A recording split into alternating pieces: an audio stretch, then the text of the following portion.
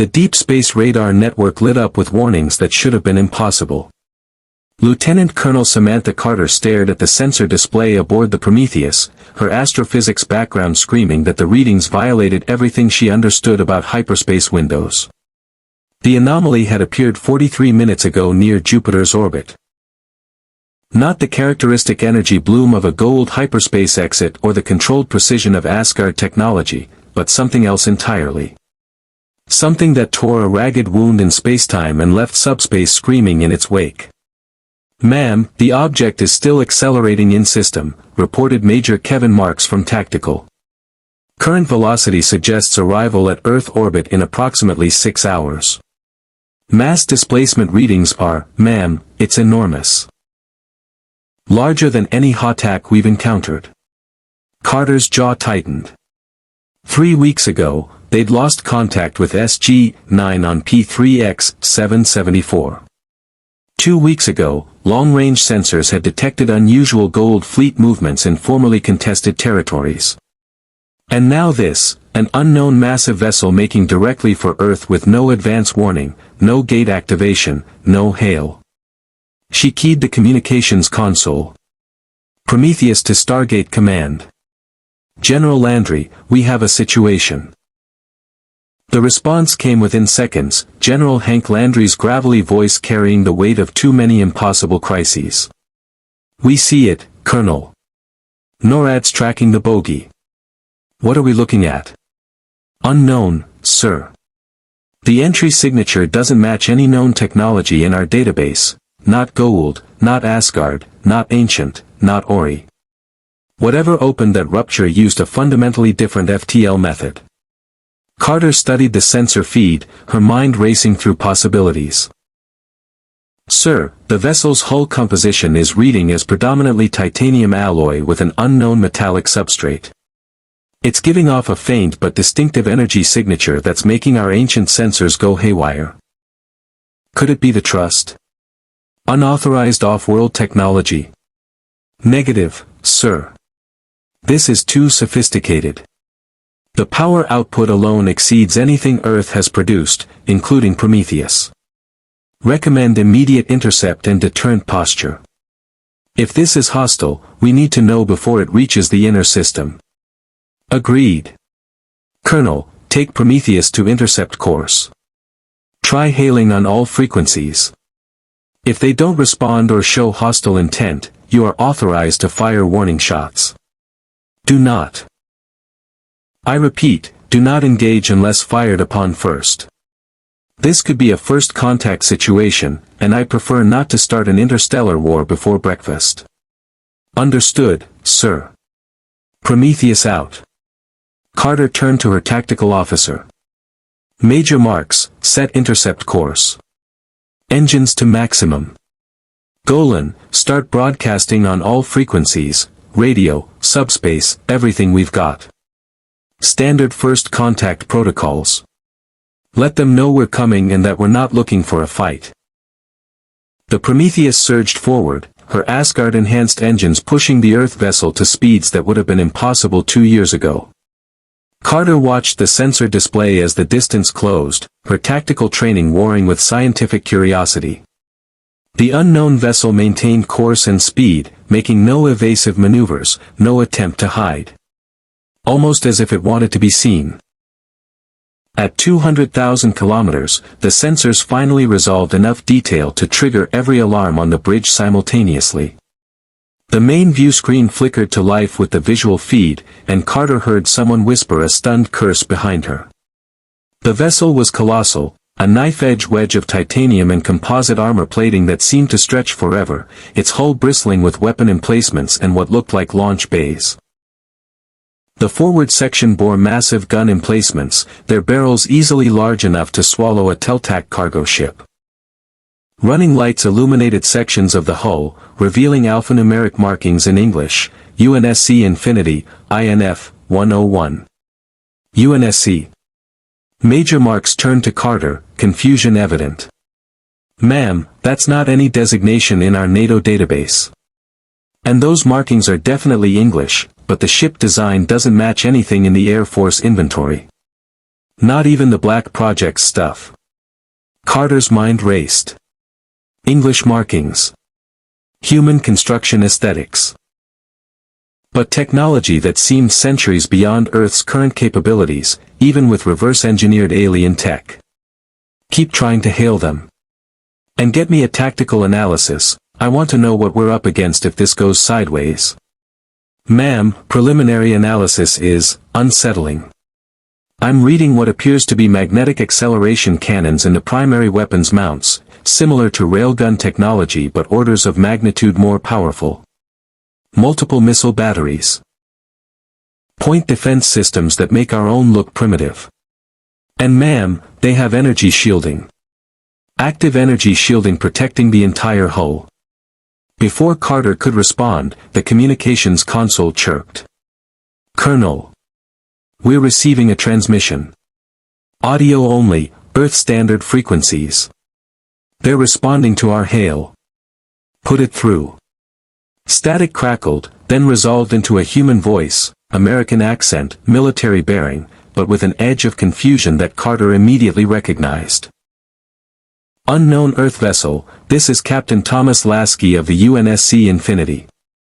We read your identification as Prometheus, but you're not in our database, and your ship design doesn't match any UNSC frigate class. We are not hostile, repeat, not hostile. Request immediate communication with FleetCom or NavCom. We have a situation here. Carter exchanged glances with her bridge crew. UNSC. FleetCom. NavCom. None of those were current military designations. Captain Lasky, this is Lieutenant Colonel Samantha Carter, United States Air Force, commanding the Earth vessel Prometheus.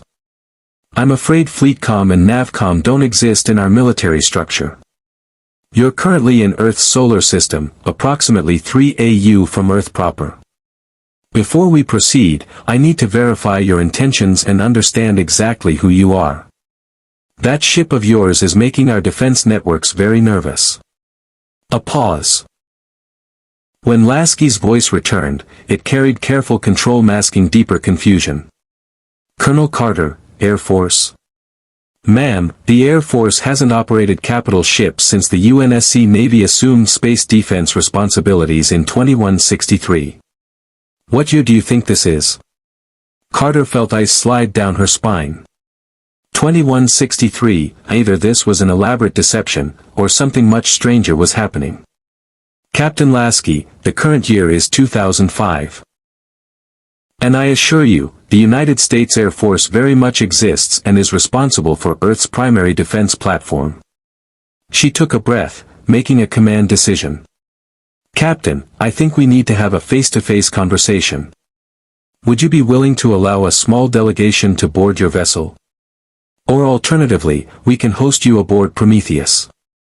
Something's happened here, and I don't think we're going to solve it over an audio channel. Another pause, longer this time. Carter imagined frantic consultations happening aboard that massive warship, officers trying to make sense of a situation that defied their understanding. Finally, Colonel, my AI is analyzing your ship's configuration and the stellar cartography we're picking up. Roland, that's our AI, is telling me some things that, well, they don't make a lot of sense. Stand by. AI. Major Marks whispered. Ma'am, they have an AI aboard their ship. After what happened with the replicators. I know, Major. But right now, we need information more than we need assumptions. Carter kept her eyes on the sensor display, watching the Infinity maintain its position. No weapons charging. No shield fluctuations. Just a massive human warship that claimed to be from a future that never happened, waiting in the void between worlds. The future of Earth, possibly two Earths, hung in the balance of whatever came next. If you want to see more characters enter different universes, hit that subscribe button and drop the name of a character and the universe you'd want to see them in down in the comments below. Indeed. Captain Lasky's voice returned, and this time Carter heard the unmistakable tone of a military officer facing an impossible situation with forced calm. Colonel Carter, I'm going to be direct because I think we're both way past normal protocol here.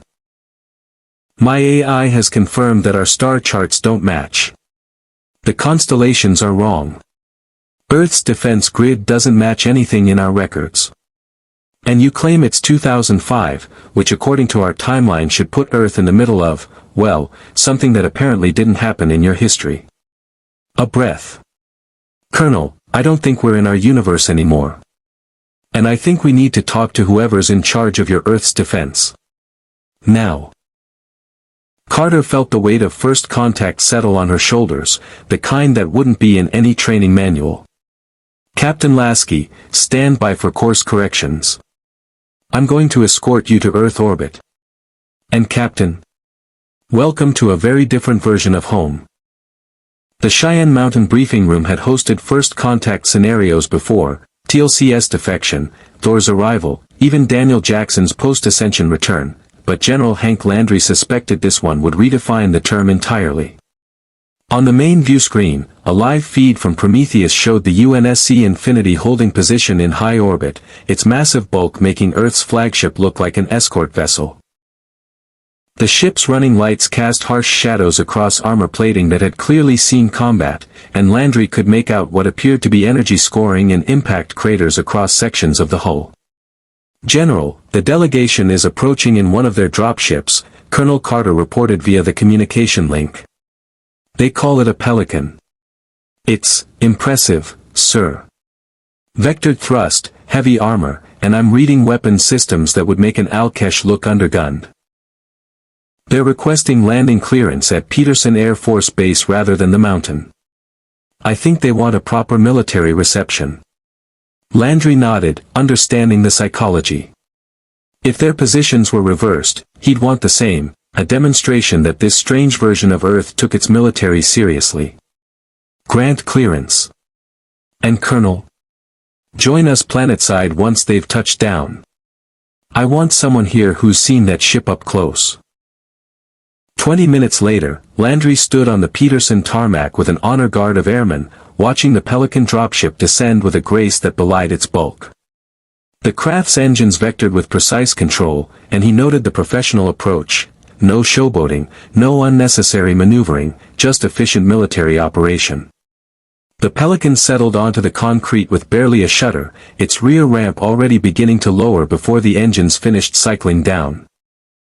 The first figure to emerge wore what Landry initially mistook for some kind of advanced pilot gear before realizing it was body armor, full body armor that looked like it could shrug off small arms fire and probably a lot more. The soldier's helmet visor was reflective, hiding their face, and they moved with the controlled precision of someone expecting threats from any direction. Two more armored figures followed, taking flanking positions with weapons held in professional low-ready stances. Then Captain Thomas Lasky descended the ramp, and Landry felt a strange sense of relief. The man wore a naval uniform, different cut, unfamiliar insignia, but unmistakably military. Human. Behind him came two more officers and a civilian woman carrying what looked like a data pad. All human. All professional. All very, very confused if their expressions were any indication. Lasky approached and rendered a crisp salute. General Landry, I presume. Captain Thomas Lasky, UNSC Navy, commanding officer of the Infinity. Permission to come aboard, sir. Landry returned the salute, appreciating the man's adherence to protocol despite the surreal circumstances. Permission granted, Captain. Welcome to Earth, our version, anyway. I think we have a lot to discuss. He gestured toward the waiting convoy. I'm taking you to Stargate Command. It's a classified facility, but given what you're already sitting on top of in orbit, I think we're past the point of information security concerns. The drive through Colorado Springs to Cheyenne Mountain gave Landry time to study his guests. Lasky maintained professional composure, but his eyes tracked every detail, the civilian vehicles, the architectural styles, the advertisements. The other officers whispered occasionally, pointing at things that apparently shouldn't exist or noting absences. The armored soldiers, Lasky had called them Marines, never relaxed their vigilance, and Landry noticed they positioned themselves with perfect tactical awareness in the convoy vehicles. "Captain," Landry ventured as they approached the mountain checkpoint, "those soldiers of yours. They're very thorough. ODSTs, General. Orbital drop shock troopers. Best of the best, or at least they were until the Spartan program started producing results." Lasky's expression flickered with something complex. "I brought them because if this was some kind of trap or hostile situation, they'd get me out. But I'm starting to think the only thing hostile here is my own confusion about what the hell happened to my ship." The blast doors sealed behind them as they descended into the mountain. Landry watched Lasky's group take in the security measures, the armed SF personnel, the blast-proof architecture. This, at least, seemed familiar to them. Military installation protocols translated across universes, apparently. The briefing room had been arranged for maximum clarity. One side, General Landry, Colonel Carter, who'd arrived via Asgard beaming from Prometheus, Dr. Daniel Jackson, TLC, and Colonel Cameron Mitchell. The other side, Captain Lasky, Commander Sarah Palmer, one of the armored soldiers, now helmet removed to reveal a woman with hard eyes and tactical scars, Lieutenant Commander Bradley, the ship's operations officer.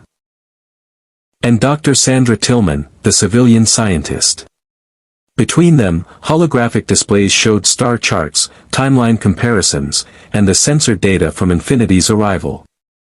"Let me make sure I understand this correctly," Lasky said slowly, studying the StarGate schematic on the display. "You're telling me that there's a galaxy-spanning network of artificial wormhole generators built by an ancient alien race millions of years ago, and Earth has been using one in this mountain to explore other planets for the past 9 years. "That's the short version, yes," Daniel replied, adjusting his glasses with the enthusiasm of someone who lived for these explanations. "The Ancients, or Alterans, as they called themselves, were the first evolution of humanity in this galaxy. They built the StarGate network before ascending to a higher plane of existence. We discovered the gate in Giza in 1928, but didn't activate it until 1996. Since then, we've been exploring the galaxy, making allies, fighting enemies, and generally discovering that Earth is one very small player in a very large cosmic game." Commander Palmer leaned forward, her expression skeptical. "And these enemies? You mentioned something called the Goa'uld." TLC inclined his head, and Landry noted how Lasky's people immediately focused on him with new attention, probably recognizing the gold forehead tattoo and obvious alien features.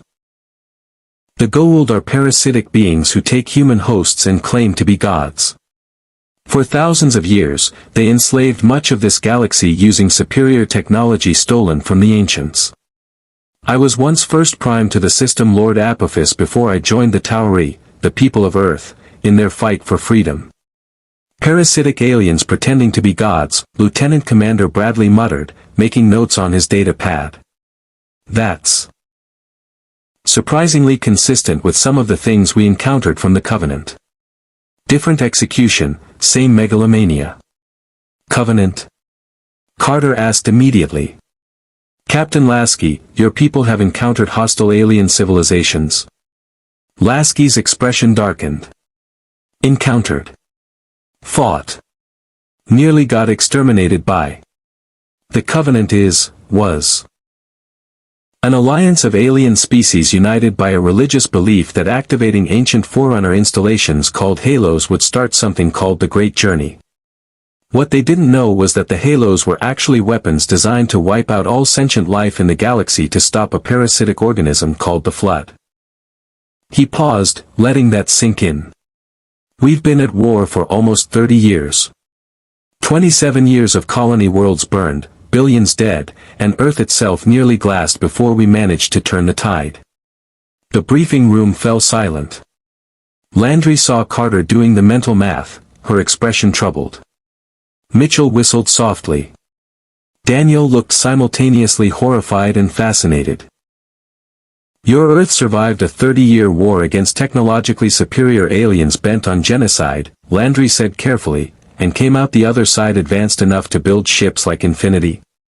We had help, Dr. Tillman interjected quietly. The Forerunners, ancient humans who transcended or disappeared millions of years ago, left behind technology. We reverse-engineered what we could, adapted it, combined it with our own innovations. Infinity represents the pinnacle of that effort. She's designed to be humanity's flagship, to take the fight to any threat, anywhere in the galaxy. She looked at the Stargate schematic with scientific hunger. Your ancients sound remarkably similar to our Forerunners. Different names, same role. Precursor race, advanced beyond comprehension, left behind technology and mysteries. And Infinity just appeared here? Cameron Mitchell asked. No warning, no gradual dimensional drift, just boom, wrong universe. Our slipspace drive malfunctioned, Lasky explained, pulling up a holographic display that showed Infinity's jump trajectory. We were conducting a routine transit when the Forerunner engines detected some kind of massive subspace distortion network. Roland, our AI, tried to compensate, but the interaction caused a cascade failure. When we emerged, nothing matched our charts. The constellations were wrong. Our quantum resonance signatures didn't match. And Earth. He trailed off, emotion breaking through professional composure. Earth was supposed to have orbital MAC platforms, defense stations, UNSC fleet yards. Instead, we found one ship, your Prometheus, and a planet that looks like the 21st century photos from our history archives. Captain, Landry said gently, I think you need to accept that you're not just in a different place. You're in a different reality entirely. Your Earth is fighting one war. Our Earth has been fighting a different one, against the Goa'uld, the replicators, and now potentially against something called the Ori. Different threats, different timelines, but the same stubborn human refusal to give up. Lasky met his eyes, and Landry saw a naval officer making the same calculation he'd made a dozen times, assessing an impossible situation and deciding how to proceed. General, I need to be direct. My ship carries 17,000 personnel who just got stranded in another universe. We have finite supplies, finite ammunition, and a crew that's wondering if they'll ever see their families again. I need to know three things. First, are you going to try to seize Infinity or her technology? Second, can your ancient StarGate technology get us home? And third, if we're stuck here, what exactly are we stuck in the middle of? Landry appreciated the bluntness. First answer, no. We're not the Trust, and we're not the NID. You're human, you're military, and you're lost. We help our own. Second. I don't know, but we have some of the smartest people in 2 galaxies working here, and if there's a way home, we'll find it. Third. He activated the star map showing Goa'uld territories, Ori-controlled space, and Earth's limited sphere of influence. Captain, you've jumped from one war into another. The galaxy you're in now is full of hostile aliens, ancient conspiracies, and more deadly technology than you can imagine. The good news is, we've been fighting this fight for 9 years and we're still here. The bad news is, a ship like Infinity just showed up on every sensor grid in the galaxy, and some very bad people are going to want it. Then I guess we'd better figure out how to work together, Lasky said, extending his hand across the table. General, UNSC Infinity is at your disposal. We might be lost, but we're not useless. And if there's one thing humanity does well in my universe, it's fight impossible odds. Landry shook his hand, feeling the weight of command decisions colliding across realities.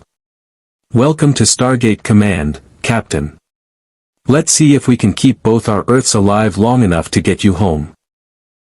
On the star map display, a Takare intelligence flag suddenly appeared near former Goa'uld territory, marked urgent. The war, it seemed, wasn't waiting for anyone to catch up. The integration of UNSC and SGC personnel happened faster than Landry expected, driven by professional military respect and shared human stubbornness. Within 48 hours, Infinity had repositioned to a stable high orbit while technical teams shuttled between the supercarrier and Earth's surface. The honor guard of ODSTs had been replaced by a rotating security detail that included 3 individuals who made even TLC pause, Spartans. Colonel Mitchell leaned against the observation window in the SGC briefing room, watching the live feed of Spartan 4 Sarah Palmer demonstrating hand-to-hand combat techniques to a very interested group of SG team members. "I gotta say, General, those Spartans are something else. Palmer just put Major Groves through a wall, a concrete wall, and she wasn't even trying that hard. Spartan 4 program, Dr. Tillman explained from her workstation, where she'd been collaborating with Carter on comparative technology assessments. Augmented soldiers. Enhanced strength, speed, reflexes, perception. The armor amplifies those abilities even further. They're designed to be force multipliers. One Spartan can accomplish what an entire platoon of conventional soldiers might struggle with." TLC raised an eyebrow. "They sound similar to the Cull warriors created by Anubis. Enhanced humans in advanced armor, nearly unstoppable in combat." With one critical difference, Lasky interjected as he entered the briefing room, Commander Palmer following behind. "Spartans are still human. They volunteer, they maintain their autonomy, and they serve alongside regular forces rather than replacing them. They're not brainwashed super soldiers, they're professionals who underwent extreme augmentation to protect humanity." He gestured to Palmer, who'd removed her helmet. "Commander Palmer is one of the finest Spartans in the program and my head of security. She's also been reviewing your mission reports and has some concerns." Palmer crossed her arms, her stance relaxed but her eyes sharp. "General Landry, I've read the after-action reports from your SG teams. You send 4-person teams through an unstable wormhole to planets where you have minimal intel, facing enemies that range from technologically advanced aliens to parasitic body snatchers to energy vampires. Your casualty rates are surprisingly low given the tactical situations, but the operational philosophy is." She paused diplomatically. "Aggressive for the force protection measures employed." Cameron grinned. "She's saying we're crazy, General." "I'm saying you're brave," Palmer corrected. "But in the UNSC, we'd consider 4 operators insufficient for hostile insertions without massive fire support or tactical superiority. Your SG-1 alone has engaged System Lords, infiltrated motherships, survived countless ambushes. Either you're the luckiest people alive, or you're operating at a level that would impress even Spartan standards." "It's called experience, Commander," Mitchell replied easily. "We've been stepping through that gate for 9 years. You learn to adapt or you don't come home." Daniel entered carrying his ever-present coffee and several ancient tablets. "Actually, Palmer's assessment raises an interesting point. Captain Lasky, your military operates on a doctrine of overwhelming force and technological superiority, correct? Combined arms, fleet support, massive logistics chains." Lasky nodded. "That's the UNSC way. We learned the hard way during the Covenant War, you bring everything you have because the enemy sure as hell will. The Goa'uld operates similarly," TLC observed. "Massive Hatak motherships supported by Alkesh bombers and Death Glider squadrons. They rely on superior numbers and overwhelming firepower. Yet the Tauri have succeeded through tactics the Goa'uld do not anticipate, small teams, rapid insertion, exploiting their arrogance and overconfidence." "David versus Goliath," Daniel added. "We're the underdogs in nearly every engagement. But we're clever underdogs who've learned to use ancient technology, make unexpected alliances, and hit the enemy where they're weakest. The Goa'uld keep expecting us to fight like them, and we keep refusing." Carter looked up from her console, where she'd been analyzing data streams from Roland, Infinity's AI. "Captain, I've been going over your ship's capabilities with Roland's help, and I'm seeing combat doctrines that would actually complement our operations beautifully. Infinity provides the orbital fire support and fleet deterrence we've been lacking since we lost Prometheus. Our SG teams provide the special operations capability and gate network access that Infinity's too large to use directly. It's actually a near-perfect strategic pairing. Colonel Carter has been teaching me about your StarGate network. Roland's voice emanated from the holographic projector, his avatar appearing as a stylized humanoid figure. I must admit, the operational implications are fascinating. A transportation network that ignores relativistic constraints, connects thousands of worlds, and requires minimal power expenditure compared to slipspace. From a logistics perspective, it's revolutionary. Landry noted the careful way his people responded to Roland's voice. The replicator crisis had left deep scars. Carter especially maintained a wary distance from AI technology, despite her professional interest. But Roland seemed different from the cold, calculating replicators. There was personality in his speech patterns, curiosity rather than pure analysis. Roland, Landry addressed the AI directly, you've been scanning our planet and the surrounding space. What's your assessment of Earth's defensive capabilities? Brutally honest assessment, General. You're outgunned, outmatched, and operating on borrowed time. Roland's avatar gestured, bringing up tactical displays. Your BC-304 vessels are impressive for early-stage human spaceflight, but they're frigate class at best by UNSC standards. Your orbital defenses are minimal. You have exactly one ancient weapons platform in Antarctica that requires a rare genetic marker to operate. If a Goa'uld System Lord decided to throw everything at Earth, you'd last maybe 6 hours before orbital bombardment began. The room fell silent. It was the unspoken truth they all knew but rarely voiced so bluntly. However, Roland continued, you've survived 9 years against those odds through intelligence, adaptability, and the kind of operational audacity that would get most UNSC commanders court-martialed. You've destroyed Goa'uld motherships with teams of 4. You've infiltrated enemy territory repeatedly. You've made allies across the galaxy. Your weakness isn't courage or capability, it's raw military-industrial capacity. You simply don't have enough ships, enough weapons, enough bodies to fight a conventional war. Which is where Infinity comes in, Lasky said quietly. General Landry, Commander Palmer, and I have been discussing this. If we're stuck here, and it's looking increasingly likely that we are, at least temporarily, then Infinity represents a strategic asset that could fundamentally change Earth's defensive posture. One Infinity-class supercarrier can engage multiple HOTAC motherships simultaneously and win. Our MAC cannons can punch through Goa'uld shields. Our fighter complement exceeds your entire operational spacecraft inventory. You're offering to defend our Earth, Landry said, even though it's not your Earth. We're offering to defend Earth, period, Palmer interjected. Sir, my people didn't volunteer for the Spartan program so we could sit in orbit while hostile aliens threaten humanity. Any humanity. Captain Lasky's right. We're lost, we're confused, and we've got 17,000 crew members wondering if they'll ever see home. But we're also soldiers. And soldiers protect people. It's what we do. Mitchell stood straighter, respect evident in his posture. I like them, General. They fit right in with the rushing headfirst into impossible situations culture we've got going here. Carter pulled up a new display showing comparative fleet movements.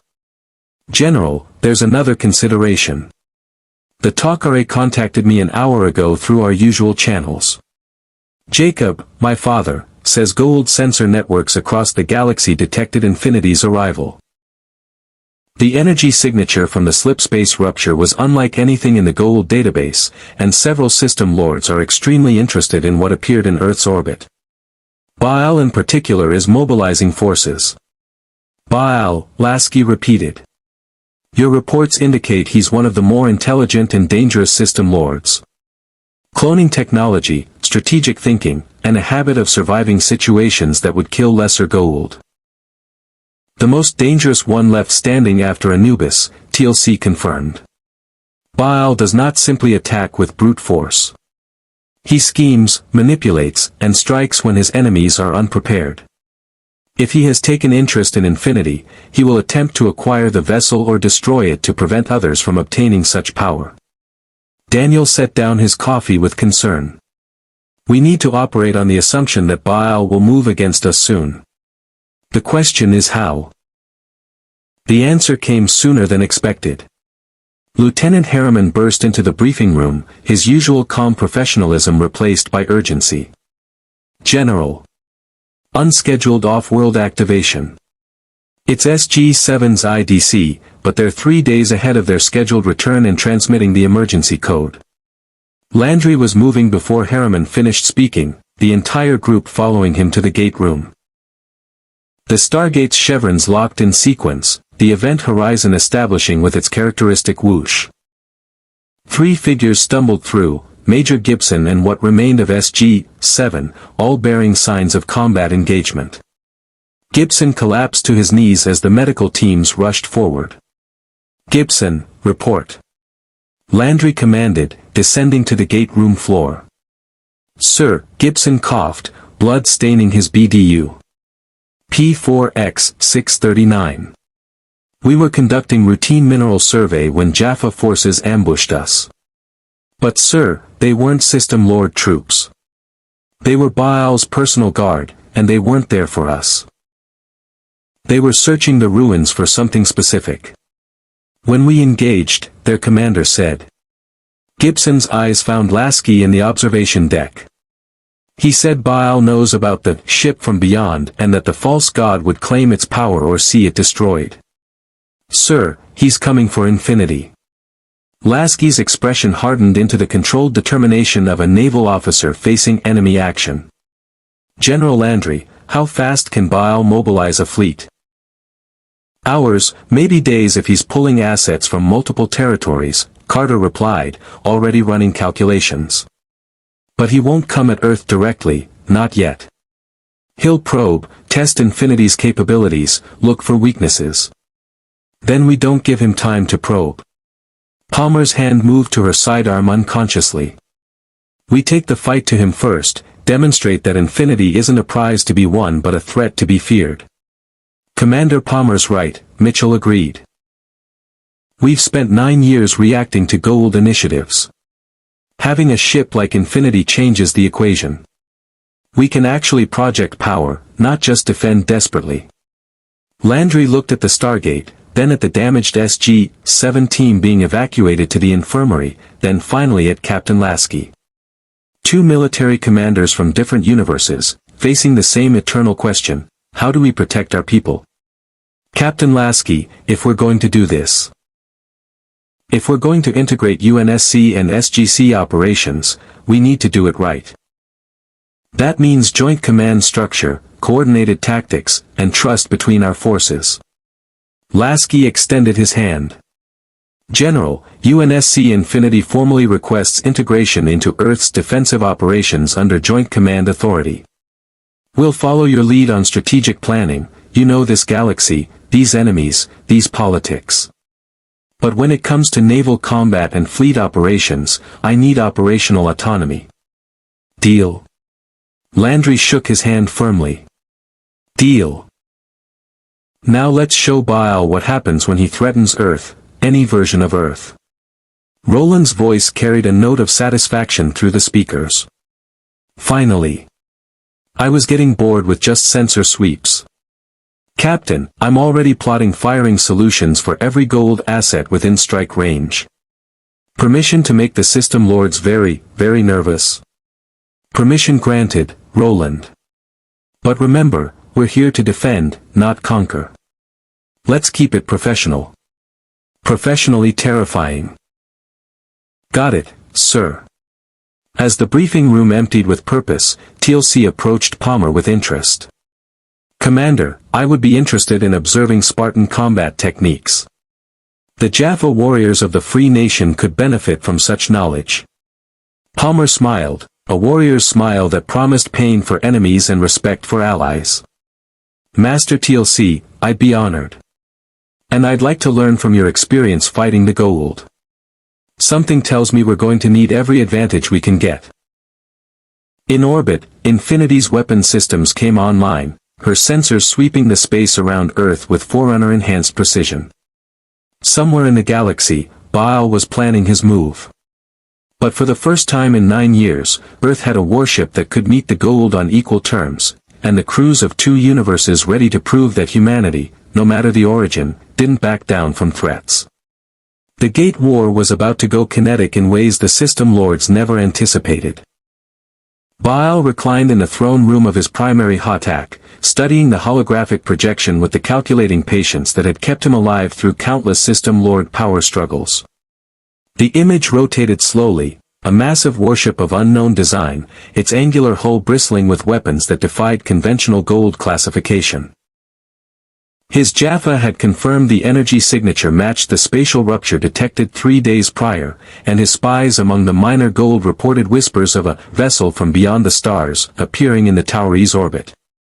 Fascinating, Goa'uld murmured, his host's British accent lending cultured tones to his analysis. The humans create something that surpasses even Anubis's mothership designs. Either they've discovered ancient technology far beyond what we suspected, or something else has entered our galaxy. His first prime, Tilvak, approached cautiously.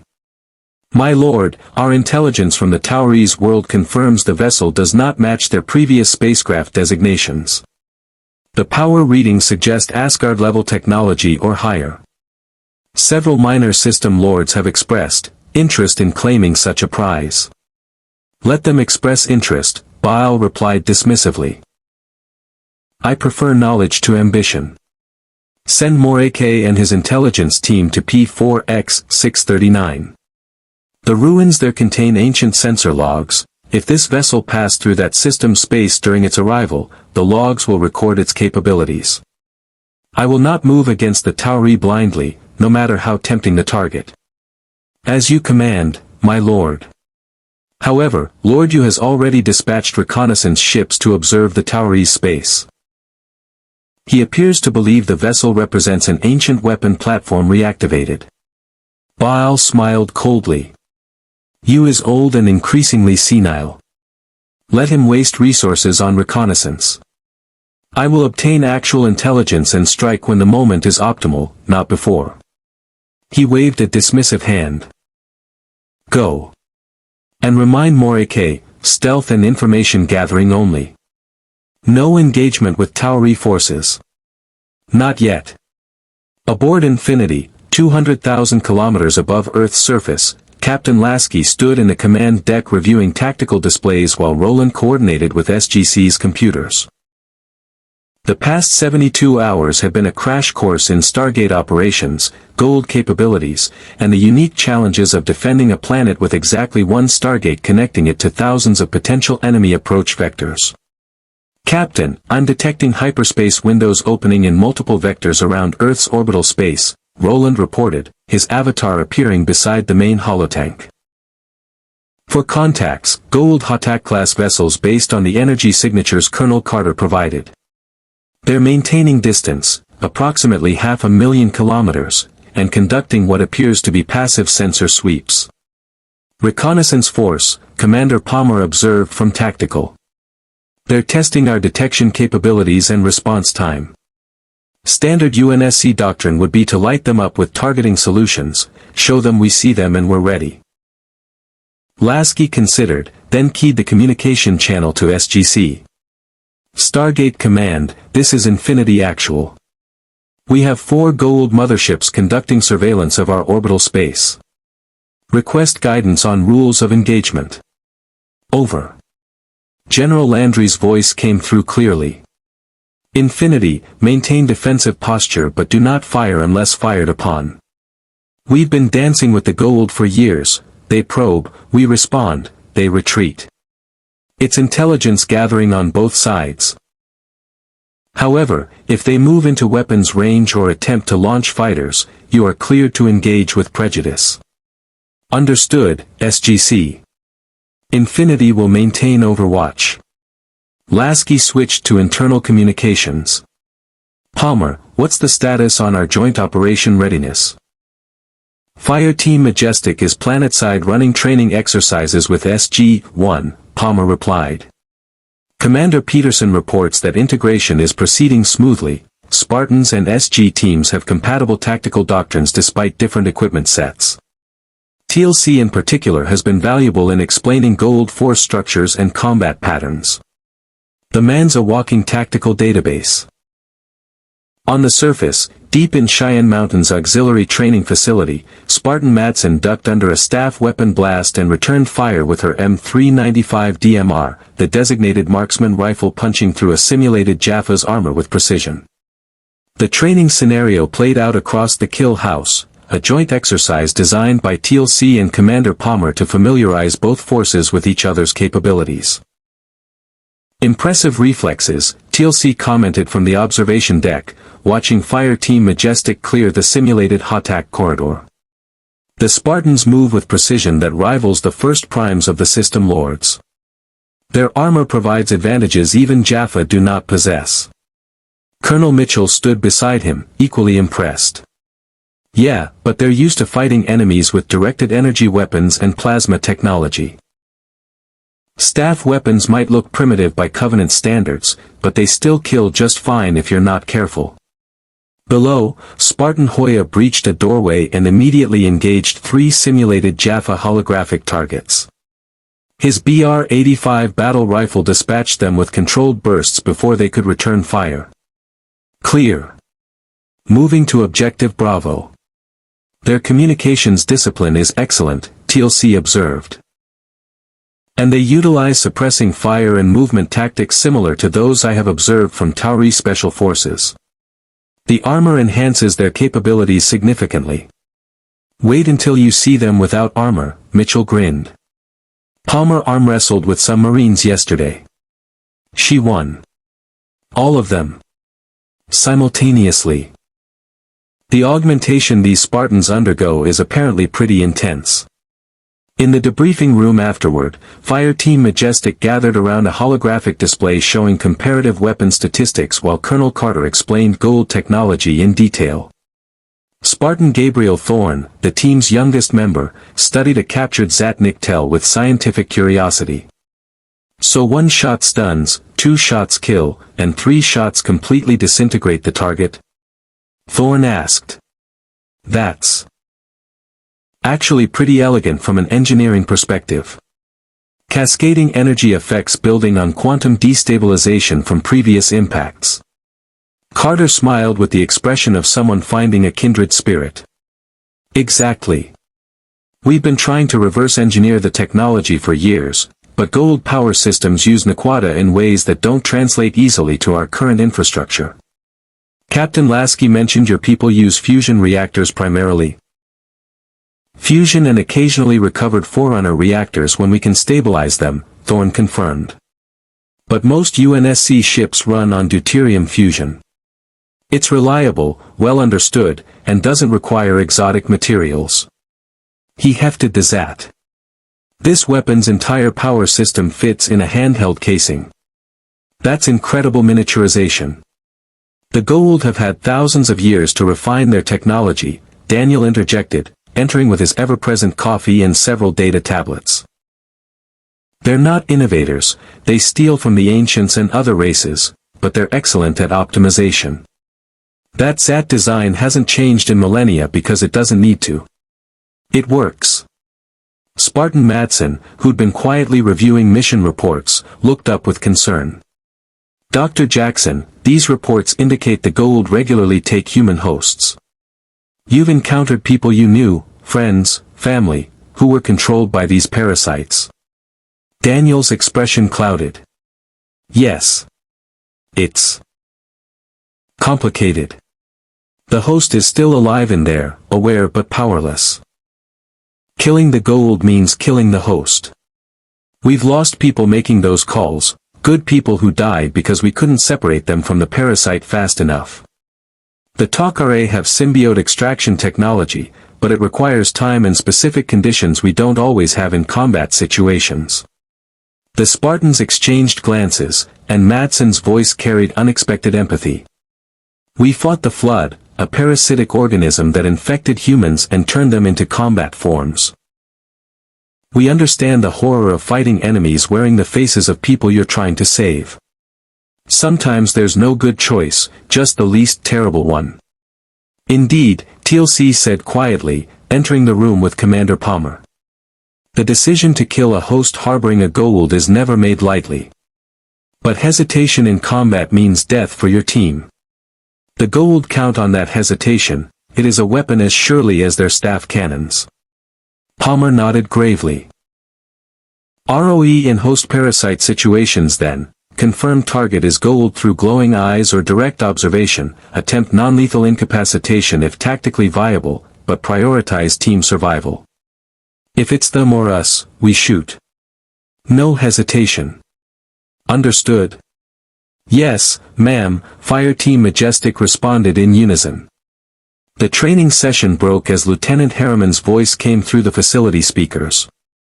General Landry to the control room, priority communication from the talk RA. Repeat, priority talk RA communication. The group moved swiftly to the gate room, where the StarGate was already activating. 7 chevrons locked in sequence, the event horizon establishing as a figure emerged, Jacob Carter, host to the talk RA symbiote Selmac, looking tired but urgent. Carter rushed down to meet her father, concern evident. Dad, what's wrong? Jacob's eyes briefly glowed with Selmac's presence before returning to normal, the talk RA's way of indicating they were speaking. General Landry, we have a situation. Our operatives within Bial's organization report he's mobilized a reconnaissance team to P4X-639. That world contains ancient sensor arrays that logged thousands of years of spatial activity. If Bial accesses those logs, he'll have detailed information about Infinity's arrival, capabilities, weapon signatures, shield frequencies, everything the ancient sensors recorded when that ship tore through space. Landry's jaw tightened. How long before Bial's people reach those ruins? They're already en route. Maybe 6 hours before they arrive, another 2 to access the ancient database. You have 8 hours, maybe less, to deny him that intelligence or destroy the data. And General. Jacob's expression turned grimmer. Bial isn't the only one interested. We've intercepted communications indicating at least 3 other system lords are moving assets into position. The appearance of Infinity has them spooked. They're not sure if it's an ancient weapon, a new Tauri superweapon, or something else. But they all want it, and they're all willing to go through Earth to get it. Captain Lasky's voice came through the speakers. SGC, this is Infinity. Roland just confirmed hyperspace activity is increasing exponentially in surrounding systems. I'm counting 17 new Goa'uld vessels within sensor range, all maintaining observation positions. Sir, we're being sized up by what looks like half the system lords in the galaxy. Daniel removed his glasses, cleaning them with nervous energy. This is bad. The Goa'uld haven't shown this kind of coordinated interest in Earth since Anubis. If they decide to put aside their rivalries long enough to attack simultaneously, then we show them why that's a terrible idea, Mitchell interjected. General, we need to hit P4X-639 fast. Deny Bial that intelligence and send a message that probing Earth's defenses has consequences. Palmer stepped forward. General Landry, Fireteam Majestic can deploy within 15 minutes. We combine with SG-1 for local knowledge and gate operations, my Spartans provide the heavy firepower and combat superiority. We gate in, destroy the ancient database before Bial's forces access it, and gate out. Fast, clean, and leaves Bial knowing that we're not passive targets. The planet's gate address is in our database, Carter confirmed, pulling up the data.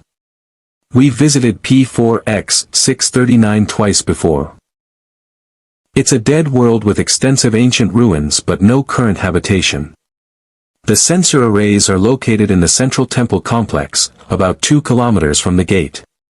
If Bial's team is coming via Hatak, they'll land near the ruins and have to enter on foot, the ancient defense systems won't allow ships to approach directly. TLC studied the tactical map.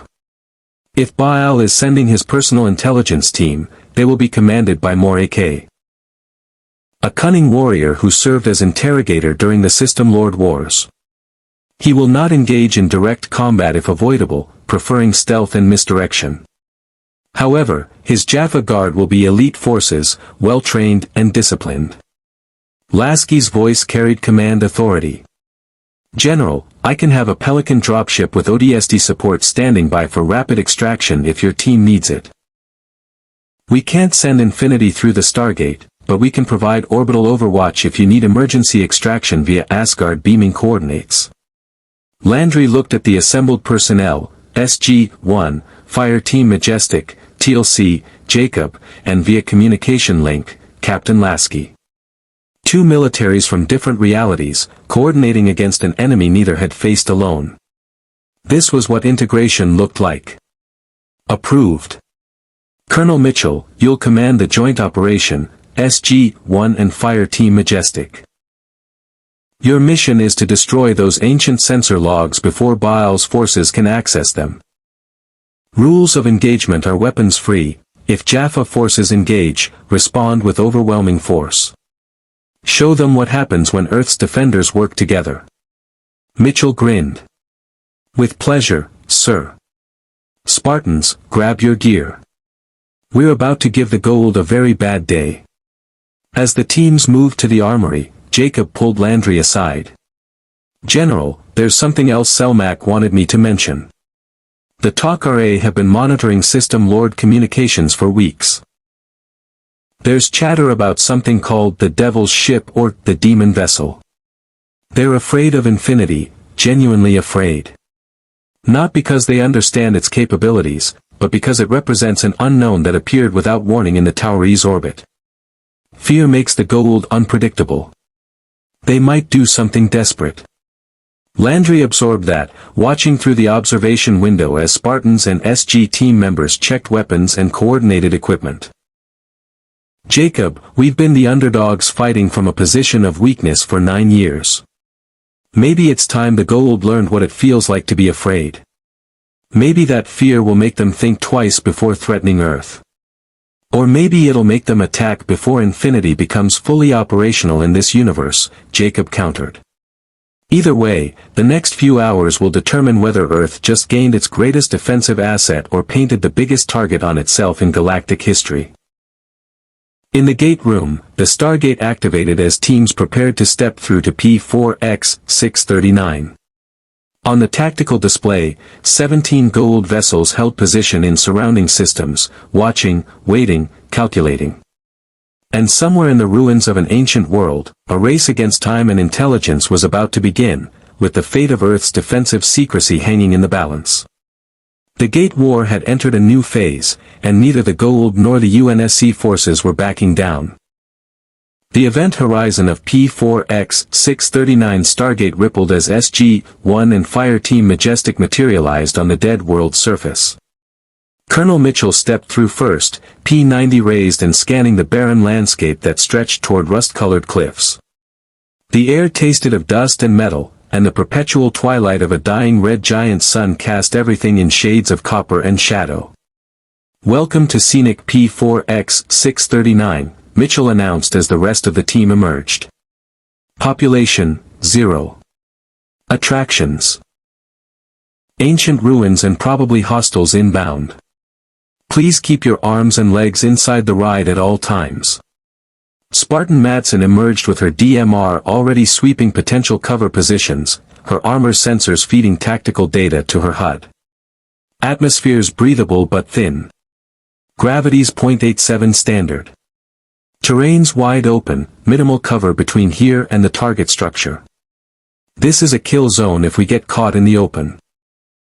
Daniel Jackson was the last through, immediately orienting himself with the ancient temple complex visible 2 kilometers distant.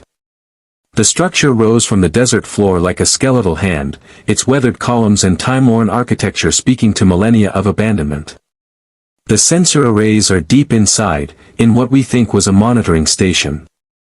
The ancients used this world as an observation post for tracking spatial anomalies and gate activity in this sector. TLC moved to point position, staff weapon ready. We must move quickly. If Baal's forces arrive while we are in the temple, we will be trapped with limited avenues of retreat. Then let's double-time it, Carter said, checking her tablet's connection to Infinity's orbital sensors. Roland, do you have eyes on us? The AI's voice came through their radios clearly. Affirmative, Colonel. I'm tracking your position and monitoring hyperspace activity. No new contacts yet, but Captain Lasky has weapons hot and ready if you need fire support. Fair warning, if a HOTAC shows up, you'll want to be very clear about your coordinates because MAC rounds don't do close enough. Fireteam Majestic formed a protective perimeter around SG-1 as they advanced across the open ground. Spartan Thorn took rear guard, his battle rifle tracking their backtrail while his armor's motion sensors painted a three-dimensional tactical map of the surrounding terrain. The Spartans moved with the fluid efficiency of enhanced warriors in powered armor, but Mitchell noted they adapted their spacing and movement to accommodate SG-1's unaugmented pace without complaint. Your people are pretty good at this, Mitchell commented to Spartan Madsen as they jogged across a dry riverbed. We've been doing extractions and hostile planet operations for years, Colonel, Madsen replied. Different aliens, same basic principles. Get in, accomplish the objective, get out before things go sideways. Although I'll admit, walking through a wormhole is a lot easier on the stomach than orbital insertion. Carter smiled despite the tension. Just wait until you experience gate travel to a planet with extreme time dilation or one that's halfway across the galaxy. The wormhole might look the same, but the physics get very weird. They reached the temple entrance as the red sun dipped lower toward the horizon. The ancient architecture loomed above them, covered in the geometric patterns and energy conduits characteristic of Alteran construction. Daniel ran his hands over the inscriptions near the doorway, his archaeologist's mind already translating. From this place, we watched the stars breathe and the fabric of space fold upon itself, he read aloud. All paths through the Great Ring are known to us. This was definitely a monitoring station. The ancients tracked every gate activation in this sector, probably for millions of years. Which means those logs will tell Baal everything about Infinity's arrival, Carter confirmed, pulling out her ancient gene scanner. The device lit up green, her artificial ATA gene was sufficient. I can access the database, but the ancient systems might resist deletion commands. They're designed to preserve knowledge, not destroy it. Spartan Hoya stepped forward, his armor's powerful servos audible in the temple's silence.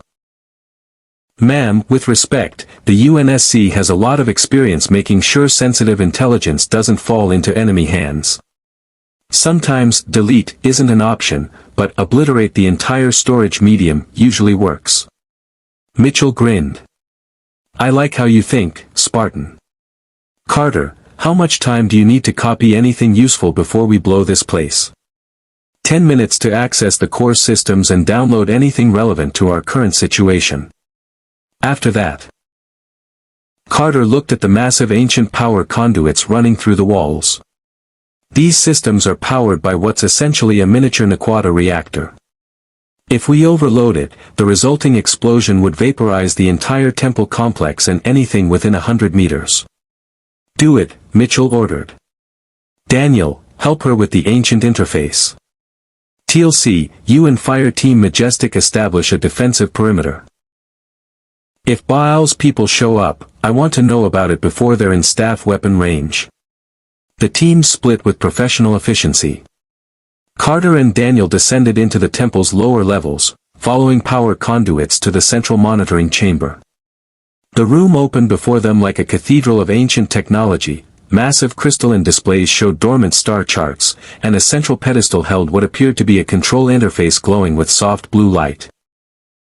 This is incredible, Daniel breathed, his eyes scanning the inscriptions covering every surface. Sam, these records go back millions of years. The ancients were tracking not just gate activity but spatial anomalies, subspace distortions, even quantum fluctuations that might indicate other universes bleeding through. Carter approached the control pedestal, her hands hovering over the interface. Which means they might have records of dimensional breaches similar to what brought Infinity here. Daniel, if we can find those records, we might actually have a way to send Lasky and his people home. She pressed her palm to the interface, and the chamber erupted with light. Holographic displays flickered to life, showing thousands of years of data streaming past in ancient script. Carter's eyes widened as she parsed the information, her astrophysics training struggling to comprehend the sheer scale of what the ancients had observed. There, she pointed to a specific data stream. 3 days ago, local time. The sensors detected a massive subspace rupture with energy signatures that don't match any known hyperspace or gate activity. The readings indicate a tear between dimensional barriers, specifically something the ancients classified as slipstream reality displacement. Daniel, they have a whole category for this. The ancients knew other realities existed and occasionally intersected with ours. Daniel leaned closer, translating frantically. They called them echo realms. Parallel universes where different versions of history unfolded. The ancients studied them but couldn't safely traverse between them. The risk of catastrophic dimensional collapse was too high. Sam, according to this, Infinity's arrival wasn't random. The ship's Forerunner engines created a resonance with the gate network that literally pulled them through dimensional barriers. Which means the gate network might be able to reverse the process, Carter said, her mind already racing through the physics. But we'd need precise calculations, massive power expenditure, and probably a ZPM to generate enough energy to forcibly breach dimensional walls. She began downloading data to her tablet, prioritizing anything related to dimensional physics and the specific readings from Infinity's arrival. On the surface, TLC stood watch at the temple entrance, his experienced eyes scanning the horizon while Fireteam Majestic deployed in defensive positions using the ancient architecture for cover. Spartan Madsen had taken an elevated position on a partially collapsed column, her DMR's scope providing long-range observation. Movement, she reported calmly. Bearing 270, range approximately 3,000 meters. I count 10, no, 12 contacts approaching the temple complex on foot. Humanoid profiles, carrying what look like staff weapons. Goa'uld Jaffa confirmed. Mitchell keyed his radio. Carter, we've got company. How much longer?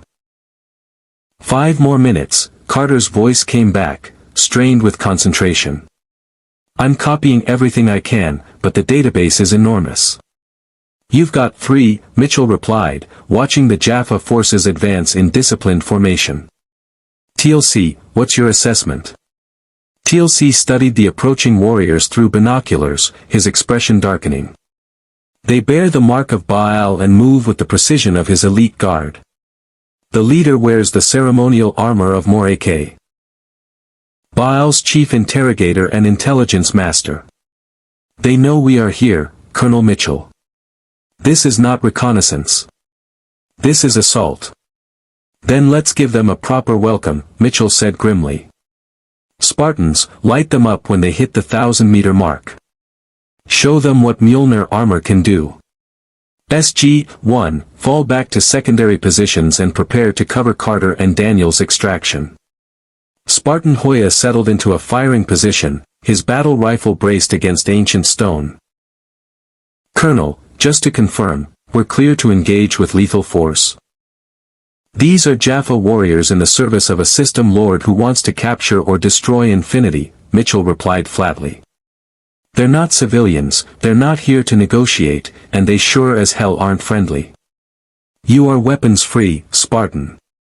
Put them down. The Jaffa force reached 900 meters, still advancing in their characteristic formation, pairs of warriors providing mutual cover while moving with the confidence of soldiers who'd crushed countless human resistances. Moreke led from the center, his ornate helmet marking him as a commander of significant rank. At 800 meters, Madsen's voice was ice-cold professional. Target acquired. Engaging. Her DMR cracked once, and the lead Jaffa's head snapped back, his body dropping to the dust before his brain could register the hit. The semi-armor-piercing rounds punched through Jaffa armor like tissue paper at this range. Madsen worked the trigger with metronomic precision, crack, crack, crack. And 3 more Jaffa fell before the survivors realized they were under fire. Contact. Warriors of the Tauri. Moraka's amplified voice roared across the desert. Take cover. Return fire. The Jaffa scattered into whatever cover they could find, staff weapons barking orange plasma bolts toward the temple.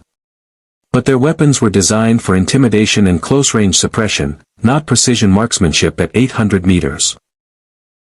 The plasma bolts fell short or scattered wide, sizzling against ancient stone without effect. Fireteam Majestic opened up with coordinated fire. Spartan Thorn's battle rifle sent controlled bursts downrange, punching through Jaffa cover. Spartan Hoya focused on suppressing enemy movement, his rounds forcing the Jaffa to keep their heads down. And Madsen continued her methodical elimination of targets, each shot a precisely calculated kill. These aren't like Covenant elites, Thorn observed, dropping another Jaffa who'd broken cover. They're trained, but their armor's weak and their tactics are rigid. They're not adapting to our firing positions. They're used to fighting humans with primitive weapons, TLC called out, adding his own fire with a captured staff weapon. They expect resistance to crumble before superior firepower. They do not expect to be outmatched. Morake recognized the disaster unfolding and made the tactically sound decision. Fall back. Back to the Al-Kesh. We cannot prevail against such weapons. The surviving Jaffa retreated in disciplined order, carrying their wounded and providing covering fire. Mitchell watched them go, resisting the urge to pursue. Let them run. We got what we came for, denial of intelligence and a demonstration that attacking Earth's people is a bad idea. Colonel Mitchell. Carter's urgent voice crackled through his radio. We've got the data, but you need to see this. The ancient sensors detected something else when Infinity arrived. There's another ship inbound, same dimensional signature, same slipstream rupture forming. Roland, are you monitoring this? The AI's voice carried sudden tension. Confirmed. I'm detecting spatial distortion forming at bearing 090, range 2 light minutes and closing. Energy signature matches Forerunner slipspace but, wrong somehow. Degraded. Captain Lasky, we've got a problem. Lasky's voice cut through from Infinity's bridge. Roland, specifications. What are we looking at? Sir, based on the signature decay and the unstable rupture formation, I'd estimate a UNSC vessel, smaller than Infinity, frigate class, maybe destroyer. But Captain, the slipspace breach is collapsing even as it forms. Whatever's coming through is damaged. Badly damaged. They're barely holding the transit together. Carter and Daniel emerged from the temple at a run, tablet in hand. General Landry, we need immediate gate extraction and we need Infinity ready for possible rescue operations. There's another ship from the UNSC Universe trying to come through, and if those readings are accurate, they're not going to survive the transition without help. Mitchell grabbed his team. Everyone through the gate, now. Move. The StarGate activated as TLC dialed Earth, the event horizon establishing just as a massive explosion rocked the temple complex. Carter had triggered the ancient reactor overload. In 60 seconds, the entire installation would be vaporized along with all the intelligence Baal sought. They dove through the gate as the ground trembled, emerging in the SGC gate room to controlled chaos. Landry was already coordinating with Infinity, tactical displays showing the incoming spatial distortion and the wounded UNSC vessel trying to claw its way into their universe. Captain Lasky, Landry ordered, get every tractor beam, towing cable, and support craft you have ready. If that ship makes it through, they're going to need immediate assistance. Already on it, General, Lasky replied. And sir. Roland just identified the vessel from its transponder echo. It's the UNSC Pillar of Autumn. Halcyon-class light cruiser, listed as destroyed in our records during the Battle of Installation 04. His voice carried barely restrained emotion. General, that ship went down fighting the Covenant to save humanity. If she somehow survived and found her way here, we're bringing her home. Whatever it takes. In space above Earth, reality screamed as a second ship from another universe forced its way through dimensional barriers, trailing fire and desperation. The Gate War had just become exponentially more complicated, and somewhere in the galaxy, Goa'uld was already recalculating his plans based on the new variables. Earth's defenders had won the first round. But the System Lords were far from finished, and the arrival of a second UNSC vessel meant questions that nobody had answers for, yet. The Pillar of Autumn tore through the dimensional barrier like a dying animal clawing toward safety. Captain Lasky watched from Infinity's bridge as the Halcyon-class cruiser materialized in a cascade of failing shields and venting atmosphere, its hull scarred by what looked like plasma scoring and kinetic impacts. Entire sections of armor plating were missing, exposing skeletal superstructure beneath. The ship tumbled slowly, its main engines dark and cold. "Roland, get me damage assessment and life signs," Lasky ordered, already moving toward the tactical console. "Commander Palmer, prep rescue teams. If there are survivors aboard that ship, we're getting them out." "Captain, I'm detecting minimal power signatures. Emergency systems only," Roland reported, his avatar flickering with what might have been concern. "Hull breaches on decks 7 through 12. Atmosphere venting from multiple compartments. And sir, I'm reading life signs. Faint, but present. Estimate 20 to 30 survivors scattered across the ship, mostly clustered near what looks like the bridge and engineering sections." Palmer was already suiting up, her Spartan armor locking into place with practiced efficiency. "Permission to lead the rescue operation personally, sir. I'll take Fire Team Majestic and whatever ODSTs we can spare." "Granted. But Commander, be careful. That ship's been through hell, and I don't know what kind of structural integrity we're looking at. Last thing I need is losing Spartans to a hull collapse." On Earth's surface, the SGC briefing room had transformed into a joint operations center. General Landry coordinated with Lasky while Colonel Carter analyzed the sensor data streaming from the Pillar of Autumn's emergency beacons. Dr. Jackson stood beside her, translating the ancient database readings they'd retrieved from P4X639. "General, the Pillar of Autumn shouldn't exist in our universe any more than Infinity should," Carter explained, pulling up comparative data. According to the records Captain Lasky shared, that ship was destroyed years ago in their timeline fighting something called the Covenant at a Halo installation. But these ancient sensors are showing that the dimensional breach is still partially open, like a wound in space that hasn't fully healed. Ships from the UNSC universe are getting pulled through because the Forerunner slipspace drives are resonating with the StarGate network subspace frequencies. Daniel leaned over the display, his archaeological expertise combining with comparative mythology. "Sam, look at this. The ancient database has references to something they called the Singing Rings, Forerunner structures that the ancients encountered during their early exploration.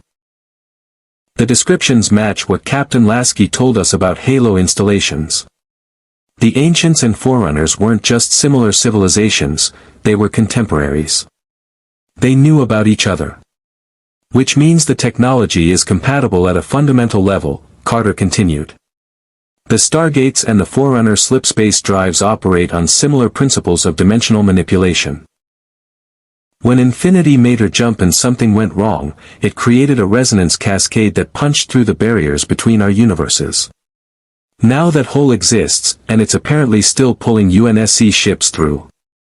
Landry absorbed the implications. "So we're looking at more ships potentially arriving.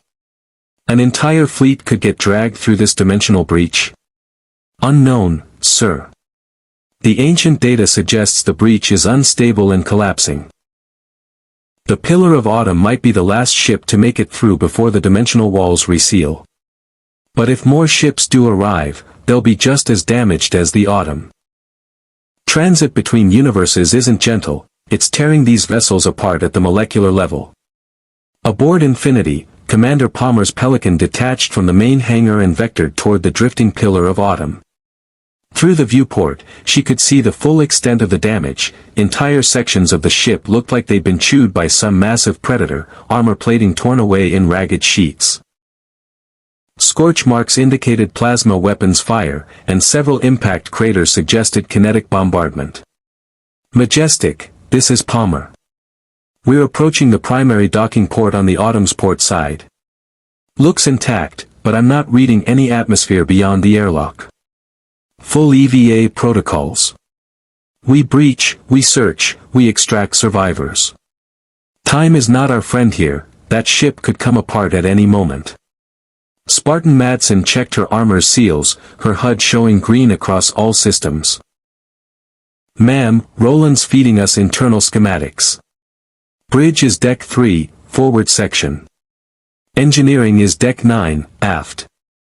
Life signs are concentrated in those areas plus what looks like the medical bay on Deck 5. The Pelican's magnetic clamps engaged with the Autumn's hull, and Palmer led her team through the docking port. The airlock cycled with agonizing slowness, emergency power barely sufficient to operate the mechanisms. When the inner door finally opened, they stepped into a corridor lit only by flickering red emergency lighting and drifting with frozen condensation. Vacuum protocols, Palmer ordered unnecessarily, her Spartans had already sealed their helmets. They moved through the ship in tactical formation, weapons ready despite the apparent lack of threats. The Autumn was a tomb, silent except for the groan of stressed metal and the occasional hiss of venting atmosphere.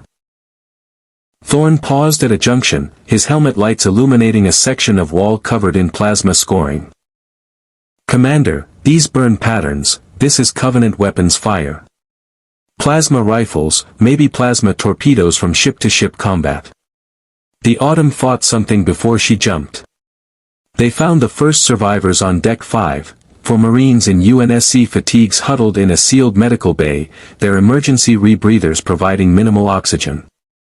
One of them, a sergeant with blood-soaked bandages across her torso, looked up as Palmer's armored form filled the doorway.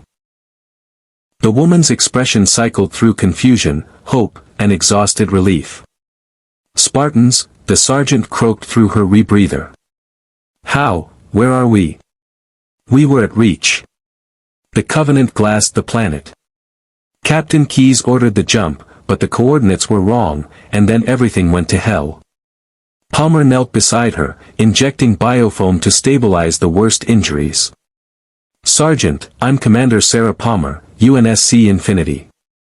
You're safe now.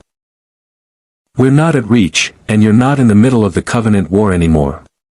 It's complicated. Can you walk? Can try, ma'am. The sergeant struggled to her feet with help from her fellow Marines. But Commander, there are more survivors. Captain Keyes was heading to engineering when the hull started breaking apart.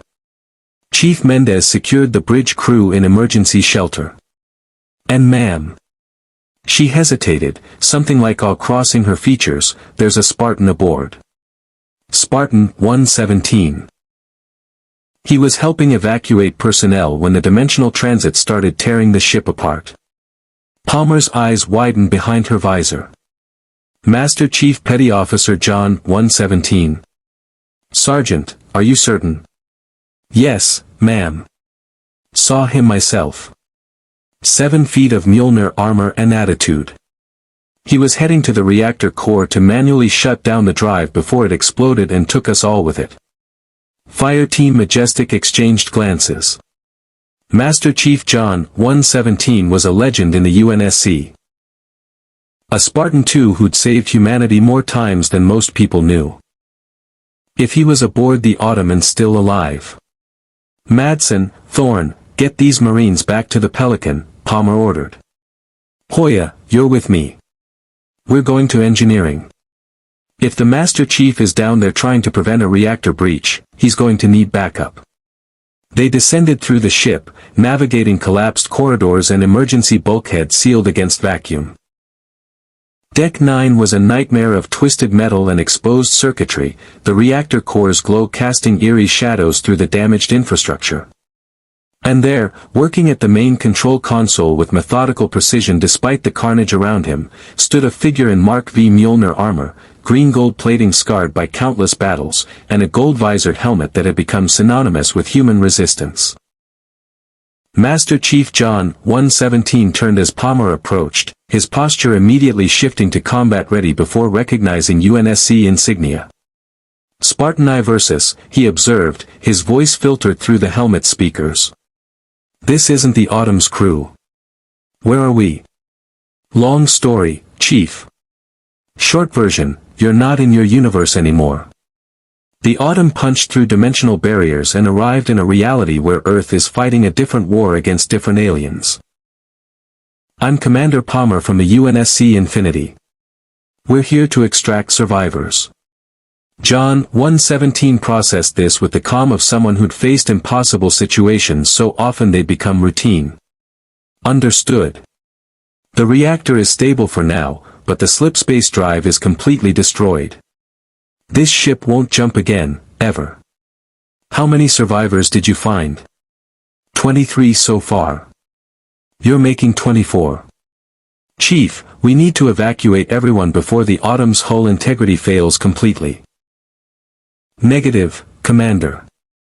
There are still personnel trapped in forward sections. Captain Keyes sealed the bridge crew in emergency shelter when the dimensional transit began.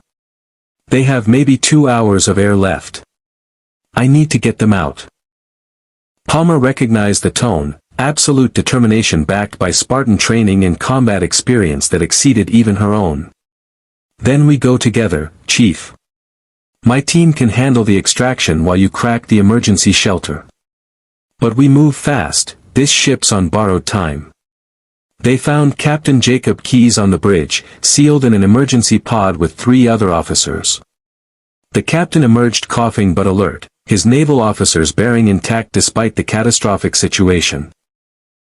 His eyes focused on Palmer's Spartan armor, then shifted to the Master Chief with evident relief. Chief, report. Did you secure the reactor? Yes, sir. Reactor stable. But we're no longer at reach, and according to Commander Palmer, we're no longer in our universe. Keyes absorbed this with the flexibility of a veteran officer who'd seen the impossible become routine during the Covenant War. Commander Palmer, I'm Captain Jacob Keyes of the UNSC Pillar of Autumn. I'd appreciate a full briefing once we're off this wreck, but right now I need to know, are my people safe? Everyone we've found is being evacuated to the Infinity, sir. You have my word, no one gets left behind. Back on Infinity's bridge, Captain Lasky watched the rescue operations progress with relief tempered by growing concern. Roland had flagged something in the sensor data that demanded immediate attention. Captain, I'm detecting hyperspace windows opening, Roland reported. Multiple contacts. Goa'uld attack vessels emerging from hyperspace at range 500,000 kilometers. Count is 12 motherships, sir. They're forming a blockade pattern around Earth's orbital space. Lasky's jaw tightened. So Goa'uld decided to make his move. General Landry, are you seeing this? Confirmed, Infinity, Landry's voice came through clearly. Goa'uld's fleet just arrived in force. He's not probing anymore, this is a power play. He wants Infinity, and now he knows about the Autumn too. 2 advanced human warships in Earth's orbit. That's too tempting a prize for a system lord to ignore. On the main view screen, the Goa'uld motherships held position, their golden hulls gleaming in Earth's reflected light. Then, on all frequencies simultaneously, Goa'uld's voice transmitted with the cultured menace of a predator addressing cornered prey. Humans of the Tauri and the vessels from beyond the stars. I am Goa'uld, Supreme System Lord and rightful master of this galaxy. Your ships represent technology that does not belong in mortal hands. Surrender these vessels to me, and I will spare your primitive world. Resist, and I will demonstrate why the Goa'uld have ruled this galaxy for millennia. You have 1 hour to comply.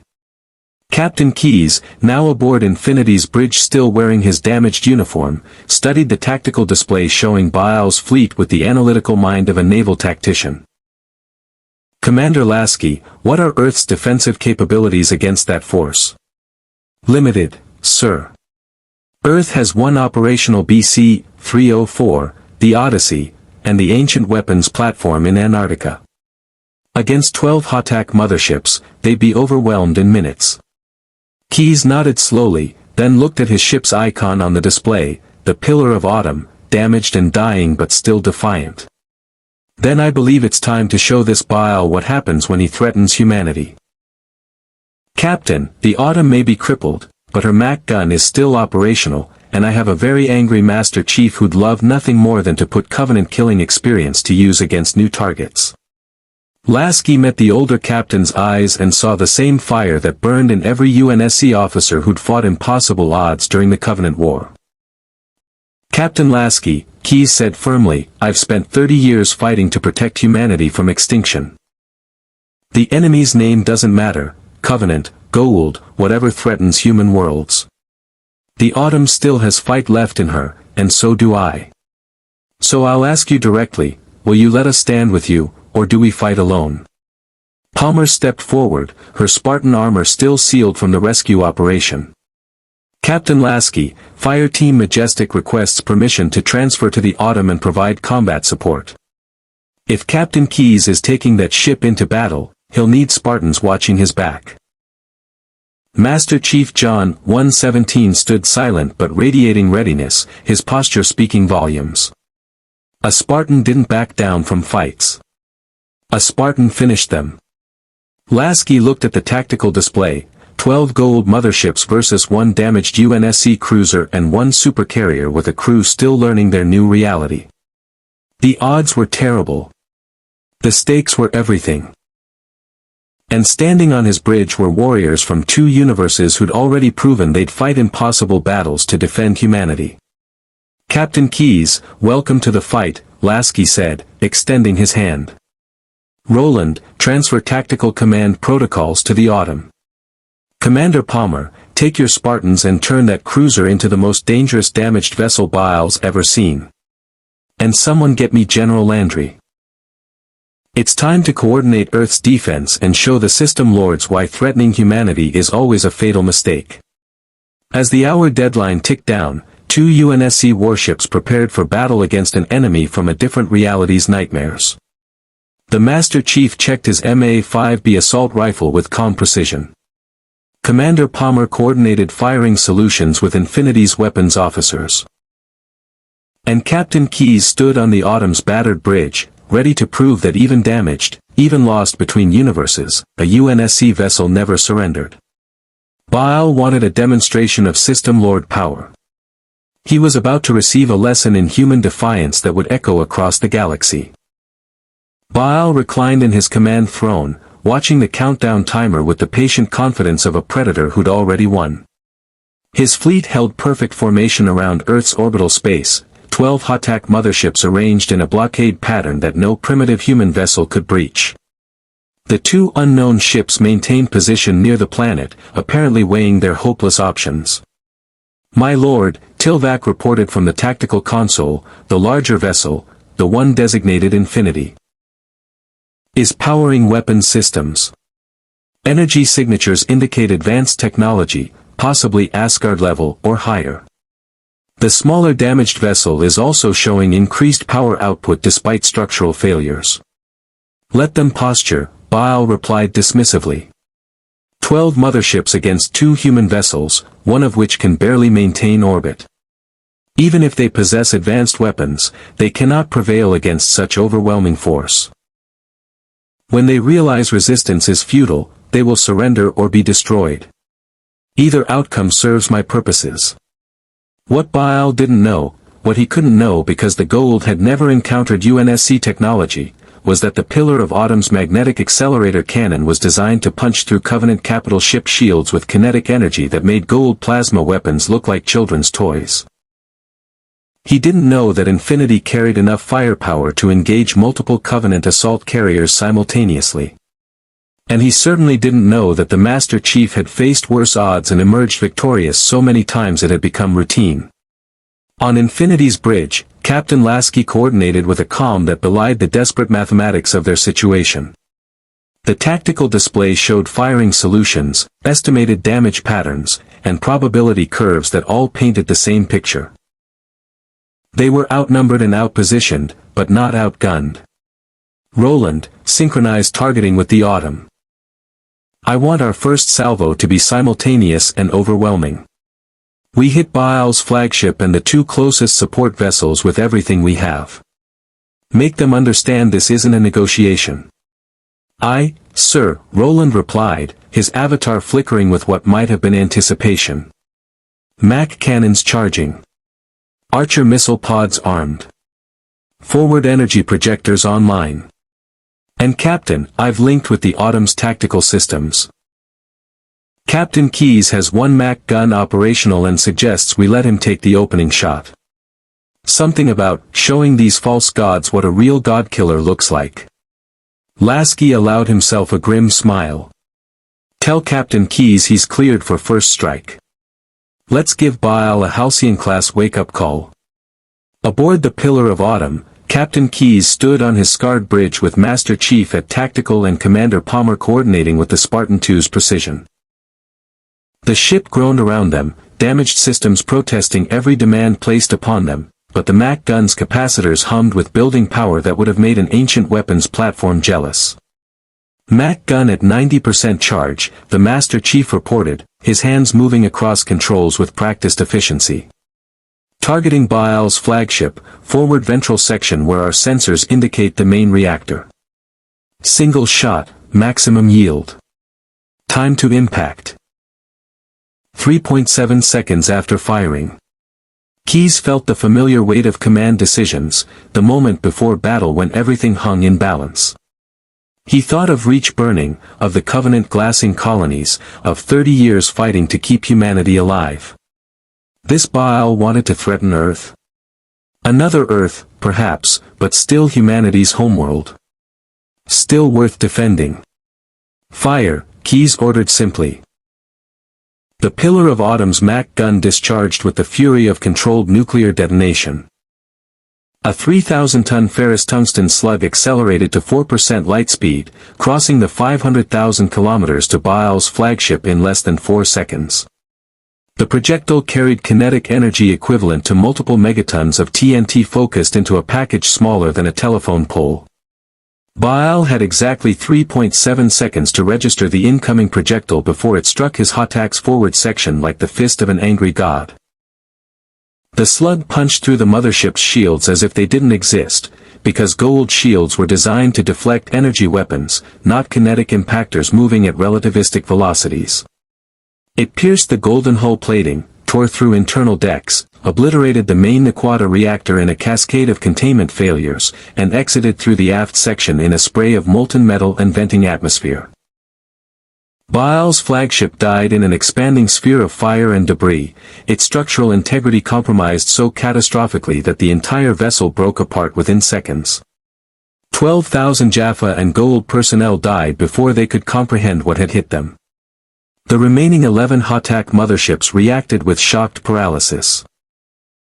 For 3 critical seconds, nobody fired, nobody maneuvered, nobody could process that a human weapon had just annihilated a System Lord flagship in a single shot. Infinity didn't give them time to recover. All batteries, fire. Lasky commanded. Infinity's Mac spoke with coordinated thunder, sending multiple slugs downrange at the nearest Hotaks. The mothership's shields flickered and failed under impacts they weren't designed to withstand. Archer missile pods rippled, launching hundreds of nuclear-tipped missiles that streaked toward Goa'uld vessels in swarms. And the forward energy projectors, reverse-engineered Forerunner weapons, carved brilliant lines of coherent energy across the void, slicing into already damaged Goa'uld hulls. 2 more Hotaks exploded within the first 30 seconds of engagement. A 4th vessel, its engines destroyed by missile impacts, tumbled out of formation trailing atmosphere and escape pods. The survivors finally began returning fire, staff cannons, and plasma weapons lashing out at infinity with the fury of outraged system lords watching their superiority crumble. Shields holding at 70%, Roland reported as plasma bolts hammered Infinity's energy barriers. Goa'uld weapons are less effective than Covenant plasma, lower energy density, slower projectile velocity. We can tank this all day, Captain. On Earth's surface, General Landry watched the battle unfold on SGC's tactical displays with something approaching awe. Colonel Carter stood beside him, her astrophysicist's mind calculating energy outputs and weapons effectiveness in real time. General, Infinity just destroyed 3 Hotak motherships in under a minute, Carter said, disbelief and excitement mixing in her voice. The Mac weapons are cutting through Goa'uld shields like they're not even there. And the Autumn, sir, Captain Keyes just fired again. He's targeting the mothership attempting to flank Infinity's position. The second Mac round from the Pillar of Autumn caught a Hotak attempting evasive maneuvers, the slug tearing through the ship's engineering section and triggering secondary explosions that rippled along the vessel's spine. The mothership broke in half, both sections spinning away as internal fires consumed what remained. Goa'uld, now commanding from his secondary flagship, watched his fleet disintegrate with cold fury tempered by strategic calculation. He'd underestimated the Tauri's new vessels catastrophically. These weapons, these kinetic accelerators that treated Goa'uld shields as inconveniences, represented technology he'd never encountered. Even Anubis's enhanced weapons hadn't been this devastating. All vessels, focus fire on the damaged human ship. Goa'uld ordered. It is crippled and vulnerable. Destroy it first, then overwhelm the larger vessel with concentrated bombardment. 6 Hotak motherships turned their full weapons complements on the Pillar of Autumn, plasma cannons and staff weapons converging in a storm of energy that would have vaporized any Earth vessel. The Autumn's shields, weakened from dimensional transit and structural damage, began to fail under the onslaught, alarms screaming across the bridge as hull breaches multiplied. Shields at 30%, Master Chief reported with Spartan calm. Hull integrity compromised on decks 8 through 11. We're venting atmosphere across multiple sections. Captain Keyes gripped his command chair as the ship shuddered under impacts. All power to forward shields. Mac gun, continuous fire, I want a slug downrange every 30 seconds until we run dry or they run out of ships. We don't need to survive this, Chief. We just need to buy Infinity time to finish them. Negative, Captain, Commander Palmer's voice cut through the tactical channel. Fireteam Majestic is not letting the Autumn go down without a fight. We're rerouting emergency power from non-essential systems to shield generators. And sir, the Master Chief suggests we ram the nearest Hotak if our shields fail completely. Spartans don't surrender ships. Before Keyes could respond, Infinity surged forward in a maneuver that would have been suicidal for most capital ships but was perfectly calculated by Roland's tactical algorithms. The supercarrier positioned herself between the Pillar of Autumn and the concentrated Goa'uld fire, Infinity's superior shields absorbing the plasma bombardment meant for the crippled cruiser. Captain Keyes, this is Lasky, the Infinity's commander transmitted. You've proven your point. The Autumn has more fight in her than any of us expected. But you don't need to die here. Fall back to Earth orbit and let us handle the remaining hostiles. That's an order, sir. Keyes felt the weight of command, knowing when to press the attack and when to preserve forces. Make them understand what happens when they threaten humanity. Infinity drove into the Goa'uld formation like a spear through parchment. Her Mac cannons fired in rippling sequence, each shot obliterating or crippling a target. Archer missiles saturated local space, overwhelming Goa'uld point defenses with sheer volume. And when enemy vessels tried to close to boarding range, a standard Goa'uld tactic. Infinity's point defense guns tore apart Al-Kesh bombers and transport vessels before they could deploy ring transporters. Goa'uld watched his fleet die with the cold calculation of a survivor. He'd started this engagement with 12 motherships and absolute confidence. Now 7 were destroyed or disabled, and the remaining 4 faced a human warship that seemed purpose-built to annihilate Goa'uld vessels. This wasn't a battle anymore, it was a slaughter. "Retreat," Goa'uld ordered, pride warring with strategic necessity. "Open hyperspace windows. We withdraw to regroup and reassess." "My lord," Tilvak protested. "To flee from the Tauri. To flee from overwhelming force is wisdom, not cowardice," Goa'uld snapped. "I did not survive this long by throwing away assets in pointless gestures. We retreat, we analyze their capabilities, and we return with strategies specifically designed to counter their weapons. Now open the hyperspace window before that human ship destroys us all." The 4 surviving Hotaks opened hyperspace windows and fled, leaving behind wreckage, escape pods, and the shocked realization that the Goa'uld's technological superiority had just been comprehensively shattered. Infinity held position, her weapons still tracking the retreating vessels until they disappeared into hyperspace. Then, and only then, did Captain Lasky allow himself to breathe. "Roland, damage report. Shields at 42% but regenerating. Minor hull damage to sections 12 and 17, nothing critical. Ammunition expenditure, significant but within acceptable parameters. And Captain, I'm detecting multiple Goa'uld escape pods and debris fields. Recommend immediate recovery operations before any survivors report back to other system lords." "Agreed. Deploy search and rescue craft. Bring in any survivors for interrogation." Lasky turned to his communications officer. "Get me General Landry." The general's face appeared on screen, his expression mixing relief and strategic satisfaction. "Captain, I'm looking at preliminary assessments from Colonel Carter. You just destroyed or disabled 8 Goa'uld motherships in under 10 minutes. Goa'uld fled with what remained of his fleet. Do you realize what you've accomplished? We survived, sir. And we demonstrated that Earth, this version of Earth, now has the capability to defend itself against System Lord aggression." "But General, this was one engagement. Goa'uld will adapt, and other Goa'uld will learn from his mistakes. This wasn't a war-ending battle. It was an opening salvo." Landry nodded grimly. "Agreed. But Captain, for the first time in 9 years, the Goa'uld are afraid of us instead of the other way around. That's worth something. That's worth a lot."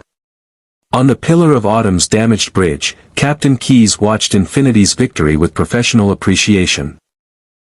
Master Chief stood beside him, already planning damage control operations and crew reorganization. The ship would never fly again, not really, but she'd proven that even dying, a UNSC vessel could change the course of battles. Commander Palmer removed her helmet, her expression thoughtful. "Captain Keyes, I've fought Covenant, Prometheans, and created. But watching the Goa'uld flee from human weapons. That's a first. These system lords have no idea what they're dealing with." "No," Keyes agreed quietly, "they don't. They thought humanity was prey. They're about to learn we're predators who've survived 30 years of extinction-level war. The Covenant couldn't break us. The Flood couldn't consume us. What chance does Goa'uld think he has?" Across the galaxy, in the hidden bases and shadowed courts of the System Lords, reports of Goa'uld's defeat began spreading. The Tauri had acquired ships from beyond the stars. Ships with weapons that pierced Goa'uld shields as if they were tissue. Ships commanded by humans who fought with the ferocity of cornered animals and the precision of advanced civilizations. The balance of power in the Milky Way galaxy had shifted. The humans were no longer the underdogs desperately defending against superior forces. They'd become a threat that even the System Lords had to respect. And somewhere in the ruins of P4X-639, buried in ancient databases that no longer existed, were records of dimensional breaches and echo realms that suggested the arrival of the UNSC vessels was only the beginning. Reality's walls had been breached. And nobody knew what else might come through. The Talk-RA intelligence network moved with characteristic efficiency, and within 6 hours of Goa'uld's defeat, Jacob Carter materialized through Earth's Stargate carrying data crystals and troubling news. General Landry met him in the briefing room where Captain Lasky had joined via holographic link from Infinity, with Captain Keyes and the Master Chief present in person, still wearing combat-stained uniforms from the battle. "General, we have a problem," Jacob began without preamble, Selmac's influence evident in his dual-tone voice. "Goa'uld's defeat is spreading through the System Lord networks faster than we anticipated. The Talk-RA have intercepted communications from at least 7 different Goa'uld factions, and the consensus is alarming. They're not viewing Infinity and the Autumn as isolated threats. They're treating them as evidence that the Tauri have unlocked ancient technology repositories or formed an alliance with an unknown advanced race." Colonel Carter activated the holographic display, showing intelligence intercepts translated from Goa'uld. "Dad, are they coordinating? Because if the System Lords actually put aside their differences long enough to mount a unified assault." "They're considering it," Jacob interrupted grimly. "You has proposed a temporary alliance specifically to neutralize the vessels from beyond. Camulus is already pledging forces. Even minor Goa'uld who normally wouldn't risk open confrontation with Earth are expressing interest. Sam, they're scared, and scared Goa'uld are unpredictable." Captain Keyes leaned forward, his naval officer's tactical mind engaging. "How many ships are we potentially looking at if they coordinate?" 40 to 50 Hatak motherships, TLC replied, entering the briefing room with Colonel Mitchell. "If the System Lords truly unite against Earth, they could assemble a fleet that would overwhelm even Infinity's impressive capabilities through sheer numbers. The Goa'uld learned long ago that technological superiority can be negated by sufficient force concentration." The Master Chief stood silent, his posture radiating the calm that came from facing impossible odds routinely. Finally, he spoke, his filtered voice cutting through the tension. "Then we don't let them concentrate their forces. We take the initiative. Hit their staging areas, disrupt their communications, force them to defend instead of attack. Standard UNSC counterinsurgency doctrine adapted for interstellar scale." "The Chief's right," Commander Palmer added via communication link from Infinity. "We've been reactive since the UNSC vessels arrived. Defending Earth, responding to probes, reacting to Goa'uld's attack. But the Covenant War taught us that defensive postures against numerically superior enemies lead to attrition death spirals. We need to go on the offensive." Dar. Daniel Jackson, who'd been studying ancient database entries retrieved from P4X 639, looked up with sudden realization. Actually, there might be another option. A diplomatic one. The ancient records indicate the Goa'uld aren't the only major power in this galaxy. The Asgard have a protected planets treaty that's kept certain worlds safe from System Lord aggression for decades. If we could convince the Asgard to extend that protection to include the UNSC vessels, or at least recognize them as allied assets. The Asgard are already aware of Infinity's arrival, a new voice interrupted as the Stargate activated without warning. The figure that emerged was small, gray-skinned, with large black eyes and a bearing that suggested ancient wisdom.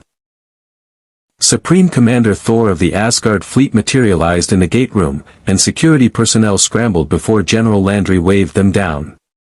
"Thor," Landry greeted with relief mixed with concern. "We could use your perspective on this situation." The Asgard commander ascended to the briefing room with characteristic efficiency, his technology allowing him to navigate human stairs despite his small stature. He studied the holographic display showing Infinity and the Pillar of Autumn specifications with what might have been fascination. General Landry, Captain Lasky, Captain Keyes, Thor acknowledged each in turn. "The Asgard High Council has been monitoring your situation with great interest. The arrival of vessels from a parallel reality utilizing Forerunner technology represents a development of significant scientific and strategic importance." His large eyes focused on the Master Chief. "And you are the human-designated Spartan 117. Our sensors detected your unique biosignature during the recent engagement. You are impressive for a human warrior. The Master Chief inclined his head slightly. Supreme Commander. I've encountered technology similar to yours. Forerunner beaming systems and energy weapons. The Asgard seem to operate at a comparable technological level. Indeed. Which brings me to my purpose here. Thor activated a holographic projection showing Asgard fleet movements. The Goa'uld System Lords are coordinating an assault as your intelligence suggests. However, they face a complication. The Asgard have been fighting our own war against the replicators, and we recently achieved a strategic victory using a weapon developed with Tauri assistance. This has freed resources we can now allocate to other concerns. You're offering military support? Lasky asked carefully, understanding the implications. We are offering a strategic partnership, Thor corrected. The Asgard recognize that the Tauri have become a significant force in galactic affairs. Your alliance with the Takare, your defeat of Anubis, and now your acquisition of advanced vessels from a parallel reality demonstrate humanity's potential. The Asgard High Council proposes formal military and technological cooperation. We will assist in defending Earth from the impending Goa'uld assault in exchange for access to Forerunner technology and scientific data regarding interdimensional transit. Carter's eyes widened. Thor, that's essentially asking us to share UNSC technology. I can't authorize that without Captain Lasky's consent, and he's bound by UNSC regulations about technology transfer. Lasky's holographic avatar showed careful consideration. Supreme Commander Thor, the UNSC has strict protocols about sharing military technology, especially with non-human civilizations. We learned that lesson the hard way during the Covenant War. However, I recognize our situation. We're stranded in another universe, facing enemies who want to capture or destroy our ships, and we need allies. I propose a compromise. Scientific exchange of theoretical principles and defensive technologies, but weapons systems and offensive capabilities remain classified. Will that suffice? Thor's expression, difficult to read on an Asgard face, suggested approval. That is acceptable. The Asgard are primarily interested in your slipspace physics and Forerunner dimensional engineering. Such knowledge could assist our ongoing efforts to combat the replicators if they resurge. In return, we will position 3 Asgard O'Neill-class warships in Earth's orbital space and provide technological assistance with integrating your weapons systems with Tauri defensive networks.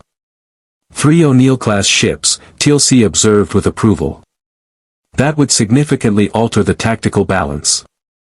The Asgard vessel's superior shields and beaming technology would complement Infinity's overwhelming firepower. The Master Chief accessed his armor's tactical database, pulling up Covenant ship classifications for comparison.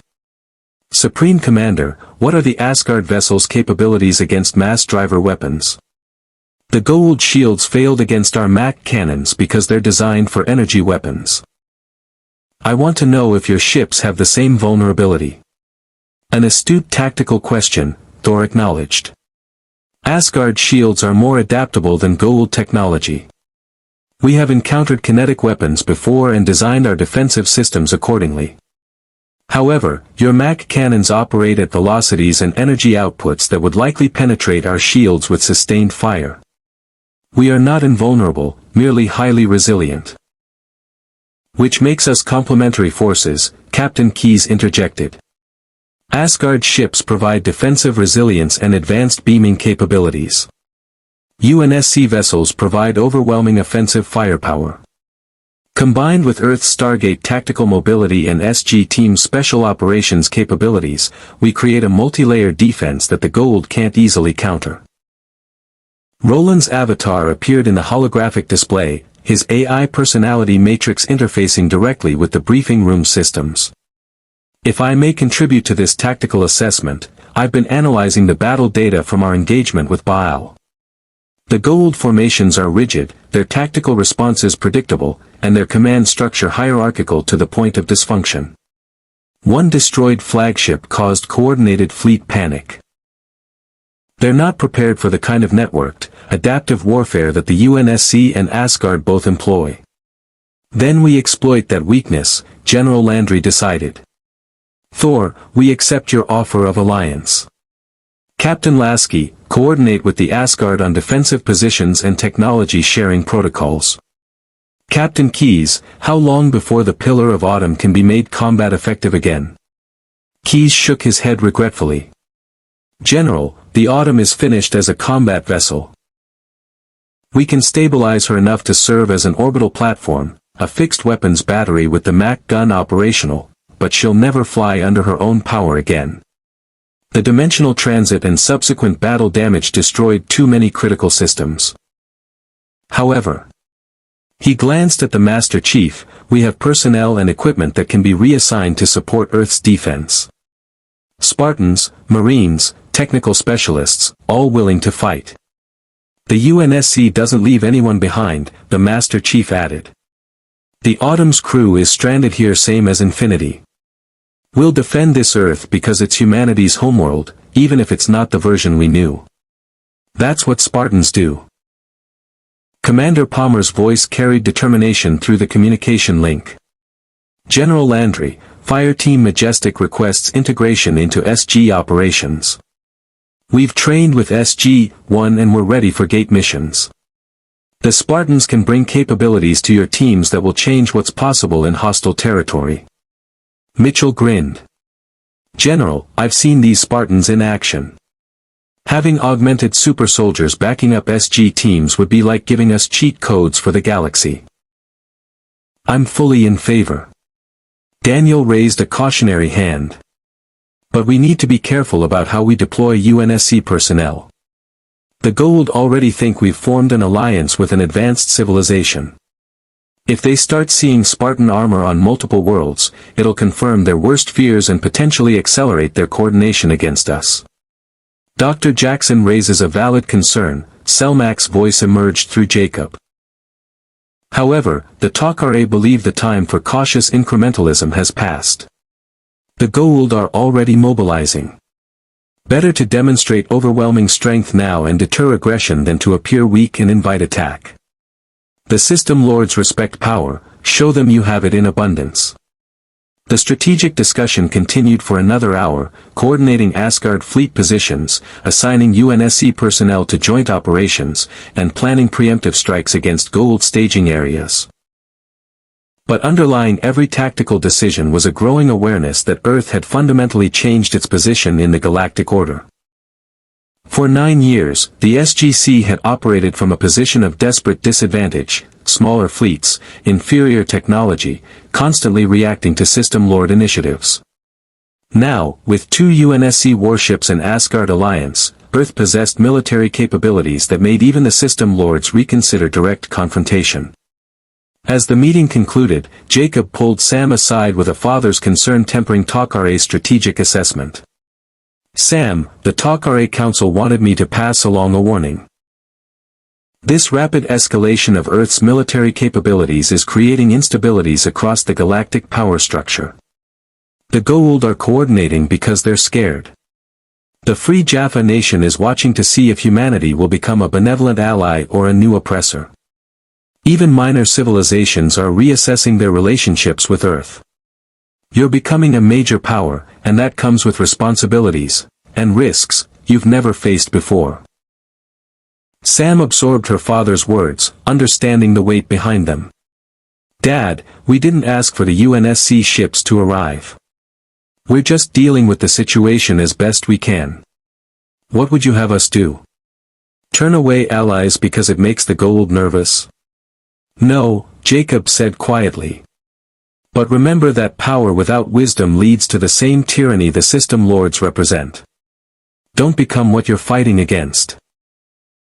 On Infinity's bridge, Captain Lasky stood before the main viewscreen showing Earth rotating peacefully below while Asgard vessels took up defensive positions. Roland materialized beside him, the AI's avatar unusually contemplative. Captain, I've been analyzing the socio-political data from SGC databases. This reality's Earth has been fighting for survival against galactic threats for less than a decade. Our arrival has accelerated their military development by decades, maybe centuries. Are we helping them, or are we disrupting a natural developmental progression? The warning came through the TalkRA intelligence network with brutal clarity. 43 Goa'uld motherships were converging on Earth's coordinates, representing the largest System Lord fleet assembled since the assault on the Asgard-protected planets. You commanded the coalition from his flagship, with Camulus, Morrigan, and even the minor System Lord Ares contributing forces. Goa'uld participated reluctantly, his recent defeat tempering his ambitions with caution, but his tactical expertise made him invaluable to the coordination. General Landry stood in the SGC Operations Center, watching tactical displays update with each new intelligence report. The numbers were sobering: 43 Hawtak motherships supported by over 100 Alkesh bombers and 300 Death gliders. Against this, Earth could field Infinity, the Pillar of Autumn as a fixed weapons platform, 3 Asgard O'Neill-class warships, the BC-304 Odyssey, and the Ancient Weapons platform in Antarctica. Colonel Carter, what's our tactical assessment? Landry asked, though he already knew the answer would be grim. Carter pulled up probability matrices calculated by both Roland and the Asgard tactical computers. Sir, if the Goa'uld commit their full force simultaneously, we're looking at a battle of attrition. Infinity and the Asgard vessels can inflict devastating casualties, but 43 motherships means they can afford losses we can't. The Ancient Weapons platform has limited chair time before the operator experiences neural fatigue. We'd get maybe 30 minutes of effective fire before we have to rotate personnel. And the Odyssey, while capable, is outmatched against these numbers. In other words, Colonel Mitchell summarized, we're going to hurt them badly, but they might hurt us worse. Unless we change the tactical paradigm, Captain Lasky interjected via holographic link from Infinity.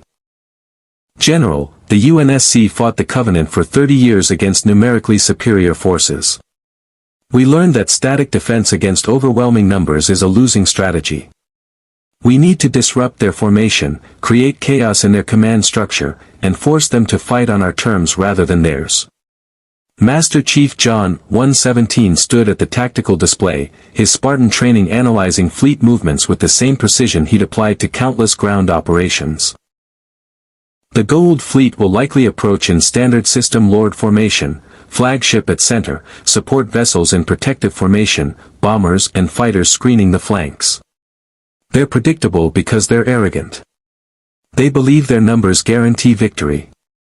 Then we use that arrogance against them, Captain Keyes added, his naval tactics experience from the Covenant War informing his strategy. We don't meet them head-on in a pitched battle. We create a kill zone using Earth's orbital space, position Infinity and the Asgard vessels at optimal firing angles, and use the Autumn's Mac gun as a fixed artillery platform. Force them to come through a corridor where we maximize our firepower advantage. Supreme Commander Thor, present via holographic projection from his O'Neill-class ship, the Daniel Jackson, analyzed the proposal with Asgard precision. Captain Keyes' strategy has merit. The Goa'uld will expect to overwhelm through numbers. If we create a tactical bottleneck where their numerical superiority becomes a liability, forcing them to engage in smaller groups rather than massed formation, we negate their primary advantage. Daniel Jackson entered the operations center with TLC, both carrying the weight of experience fighting Goa'uld fleet tactics for nearly a decade. There's another factor we should consider. The System Lords hate each other almost as much as they hate us. This alliance is fragile, held together only by mutual fear of Earth's new capabilities. If we can create enough chaos, inflict enough casualties on specific System Lords, the alliance might fracture mid-battle. Indeed, TLC agreed. System Lords such as you maintain their positions through demonstration of strength. If U's flagship is destroyed or heavily damaged early in the engagement, Camulus and others may withdraw rather than risk their own forces. Goa'uld alliances are always temporary and conditional. Commander Palmer's voice came through the tactical network from Infinity's bridge. Then we make U's flagship priority target 1. Roland's already calculated firing solutions.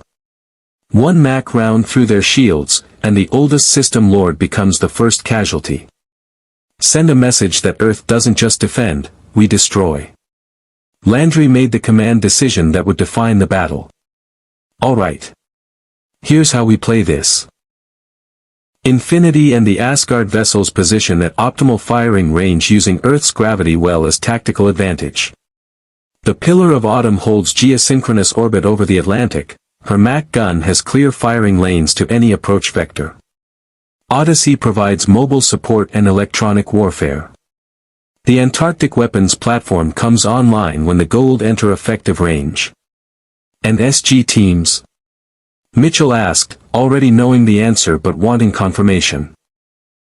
SG-1, SG-3, and SG-7 will operate as rapid response, gate to any Goa'uld staging worlds we've identified and destroy their fallback positions. Make it clear that even if they win the space battle, they'll have nothing to retreat to. Fireteam Majestic will deploy with SG-1 for high-value target elimination. Spartan Madsen's voice came through the communication channel. General Landry, Spartans are ready. Just point us at system lords who need removing from power. 6 hours later, the Goa'uld fleet emerged from hyperspace in perfect formation, a golden armada that had crushed countless human resistances across the galaxy. U's flagship, the massive super Hotak that had survived millennia of System Lord wars, held position at the fleet center.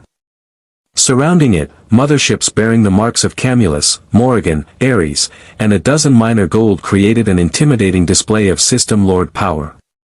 U sat upon his throne, his aged host body showing the wear of centuries but his tactical mind still sharp despite increasing senility. His first prime, Ashu, provided tactical analysis with professional efficiency. My lord, the Tauri vessels have positioned themselves in defensive formation using their planet's gravity well. The large human vessel, Infinity, holds position supported by 3 Asgard warships. They have created a defensive perimeter that maximizes their weapons range while minimizing ours. Then we will overwhelm them with numbers, you declared in his raspy voice, millennia of command authority evident despite his declining faculties. All vessels, advance in formation. Concentrate fire on the Asgard vessels first. Once they are destroyed, the human ships will fall quickly. For the glory of the System Lords. The Goa'uld fleet surged forward, a wall of golden hulls and charged weapons that had broken human defenses on 100 worlds. They entered optimal firing range expecting the Tauri to retreat or die. Instead, they encountered the coordinated firepower of 2 universes worth of military technology. Infinity fired first. Her main Mac batteries releasing slugs with calculated precision. The rounds crossed the distance in seconds, and U's Super Hotak, targeted by Roland's perfect firing solution, took 3 direct hits in rapid succession. The ancient vessel's shields, powerful enough to withstand normal space combat, collapsed under kinetic impacts they weren't designed to handle. The slugs tore through the flagship's hull, obliterating entire decks and triggering reactor containment failures. You had exactly enough time to register shock before his flagship exploded in a sphere of nuclear fire, taking the eldest System Lord and 5,000 Jaffa with it. Target destroyed, Roland reported with satisfaction. U is eliminated. Moving to secondary targets. The Asgard vessels opened fire simultaneously, their energy weapons carving precise lines through Goa'uld formations. Unlike Goa'uld plasma weapons, Asgard beams didn't dissipate over distance. They maintained coherent destructive power across hundreds of thousands of kilometers, slicing through mothership shields with surgical precision. The Pillar of Autumn's Mac gun spoke with the authority of human defiance, Captain Keyes calling targets with the cold efficiency of a veteran who'd fought Covenant supercarriers. Each shot was a kill or crippling hit, the Autumn proving that even dying, a UNSC warship could change battles. The Antarctic weapons platform activated, and Major Evan Lorne, possessing the ancient gene, settled into the control chair with grim determination. Drone weapons launched in golden streams, seeking Goa'uld vessels with ancient precision. The drones punched through shields as if they didn't exist, burrowing into mothership hulls and detonating with devastating effect. In the first 90 seconds of combat, Earth's defenders destroyed or crippled 11 Goa'uld motherships. The System Lord Alliance, already fragile, began to fracture. Camulus, watching his forces take massive casualties while positioned in forward formations, made the calculation that had kept him alive for millennia. Retreat. All vessels under my command, withdraw immediately. This battle is lost. Morrigan followed within seconds, her tactical analysis reaching the same conclusion. 3 more minor System Lords broke formation, their motherships opening hyperspace windows and fleeing rather than dying for Yu's failed strategy. That left 26 Hatak motherships still committed to the battle, but their formation had collapsed into chaos. Goa'uld, assuming tactical command in the vacuum left by Yu's death, attempted to restore coordination. All remaining vessels, concentrate fire on the large human ship. Focus everything on Infinity, destroy her and this battle is won. The surviving Goa'uld motherships turned their full weapons complements on Infinity, plasma cannons and staff batteries, creating a storm of energy that would have vaporized any Earth vessel ever built. Infinity's shields flickered under the onslaught, warning alarms sounding across the supercarrier's bridge. Shields at 58% and falling, Roland reported. Estimate shield collapse in 4 minutes if we maintain current position. Captain, recommend evasive maneuvers. Negative, Lasky replied calmly. Maintain position and continue firing. Palmer, deploy longswords and target their bomber formations. Let's show these System Lords what a real carrier group can do. Infinity's hangar bays opened, disgorging dozens of longsword interceptors, single-seat fighters armed with missiles and rotary cannons. The longswords tore into the Alkesh bomber formations with the aggressive tactics of pilots trained against Covenant Seraphs and Banshees. Archer missiles streaked from Infinity's bays, saturating local space with nuclear-tipped warheads that detonated among packed Goa'uld formations. Master Chief, monitoring the battle from the Pillar of Autumn's tactical station, identified a critical vulnerability. Captain Keyes, the Goa'uld motherships are clustering too tightly. If we target the center vessel in that formation, the explosion will trigger sympathetic reactor failures in the adjacent ships. Keyes smiled grimly. Chief, take the shot. Let's give them a lesson in proper spacing. The Autumn's Mac gun fired, and the targeted Hatak exploded so violently that the blast wave triggered containment failures in 2 adjacent motherships. 3 vessels destroyed with a single shot, the kind of efficiency that UNSC gunners had perfected fighting Covenant fleet actions. Goa'uld, watching his fleet disintegrate despite numerical superiority, made the hardest decision of his long existence. All vessels, retreat. This engagement is lost. We will regroup in. A hyperspace window opened, but not from retreating Goa'uld forces. Instead, something else emerged, a vessel that made even Infinity look small. The ship was triangular, its hull glowing with golden light and radiating power that dwarfed anything in the battle. Ancient script covered its hull, and weapons emplacements that had remained dormant for 10,000 years came online with terrifying purpose. What is that? Lasky demanded, watching his tactical displays struggle to classify the newcomer. Thor's voice carried unprecedented concern. That is an Aurora-class battleship, an ancient warship from before their ascension. General Landry, such vessels possess firepower that exceeds anything the Goa'uld, Asgard, or even your UNSC forces can deploy. If it is hostile. The ancient battleship opened fire, not on Earth's defenders, but on the remaining Goa'uld fleet. Drone weapons launched in thousands, each seeking a separate target with ancient precision. Energy beams carved through motherships like scalpels through flesh. In less than 30 seconds, the ancient vessel annihilated every remaining Goa'uld ship in Earth's orbital space. Then it turned, its weapons arrays tracking Infinity, the Asgard vessels, and Earth itself. A voice transmitted on all frequencies, human, but carrying harmonics that suggested something beyond mortality. Vessels of the second evolution and the travelers from beyond the dimensional veil. I am Magistrate Sienna of the Aurora-class battleship Tria, returned from 10,000 years in temporal stasis. We have observed your conflict with the Goa'uld parasites and your cooperation with Asgard allies. Explain the presence of Forerunner technology signatures emanating from the vessel designated Infinity. The Alterans and Forerunners maintain strict non-interference protocols. Your violation of dimensional boundaries demands explanation. Landry felt his blood run cold. They'd won the battle against the Goa'uld, but apparently attracted the attention of something far more powerful. And the Ancients, the Alterans, were asking questions that humanity didn't have good answers for. The war against the System Lords had just become the least of Earth's problems. The ancient battleship Tria held position in Earth's orbital space like a sword of judgment suspended over humanity's homeworld. On Infinity's bridge, Captain Lasky faced a situation no UNSC tactical doctrine had prepared him for: first contact with a civilization that predated human history by millions of years and possessed technology that made Forerunner engineering look primitive by comparison.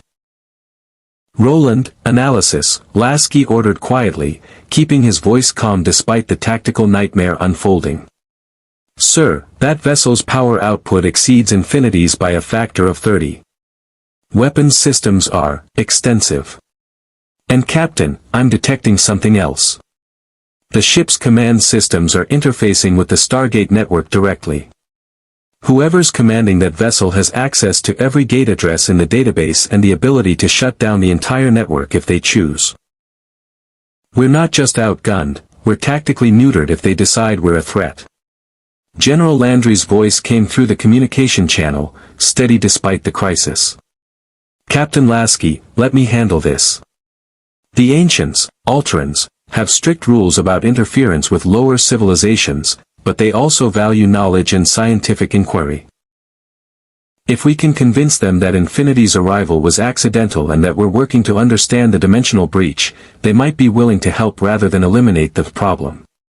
On the Tria's bridge, Magistrate Sienna studied the tactical data her crew had compiled during their observation of the battle. She was tall, elegant, with features that spoke to Alteran genetic perfection and eyes that had witnessed civilizations rise and fall. Beside her, her science officer Murden provided analysis of the impossible vessel that carried Forerunner signatures. Magistrate, the vessel designated Infinity carries technology consistent with Forerunner dimensional engineering, specifically their slipstream transit systems. However, the integration of human cultural aesthetics and what appears to be post-Alteran military doctrine suggests this is not a Forerunner vessel but rather one constructed by humans using Forerunner knowledge. The dimensional resonance patterns indicate catastrophic transit failure, an accident, not intentional breach. Sienna considered this, her Alteran logic warring with protocol established 10,000 years ago. The Forerunners agreed to maintain dimensional separation after the incident on Charam Hacker. For humans to possess their technology suggests either the Forerunners violated their own protocols or... She paused, recognition dawning, or these humans come from a reality where the Forerunner civilization followed a different developmental path. One that brought them into direct contact with humanity rather than maintaining separation. Should we initiate communication, Magistrate? Yes. But carefully. These humans destroyed a Goa'uld fleet with impressive efficiency, and their alliance with the Asgard suggests political sophistication. We approach as observers and adjudicators, not conquerors. The communication channel opened, and Sienna's voice carried the weight of ancient authority. General Landry of the Tauri. Captain Thomas Lasky of the vessel Infinity.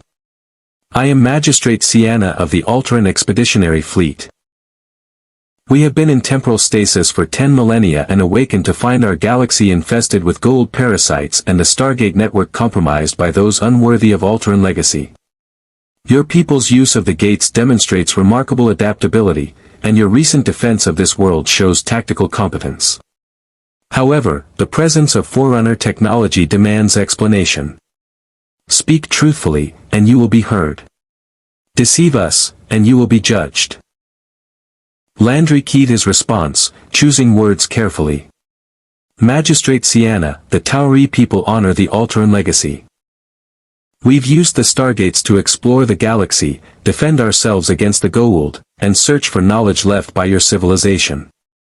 The vessel Infinity did not arrive through our actions or intentions. It comes from a parallel reality where humanity encountered a civilization called the Forerunners, analogous to your people but following different historical development. A catastrophic slipspace failure pulled Infinity and the damaged vessel Pillar of Autumn through dimensional barriers into our universe. We're trying to understand what happened and potentially return them to their reality. Captain Lasky added his perspective, military honesty cutting through diplomatic caution. Magistrate, I'm not going to pretend to understand the politics between Alterans and Forerunners or whatever protocols were violated. My crew didn't choose to come here. We were fighting a war to protect humanity from extinction when our ship's engines failed and dumped us in this universe.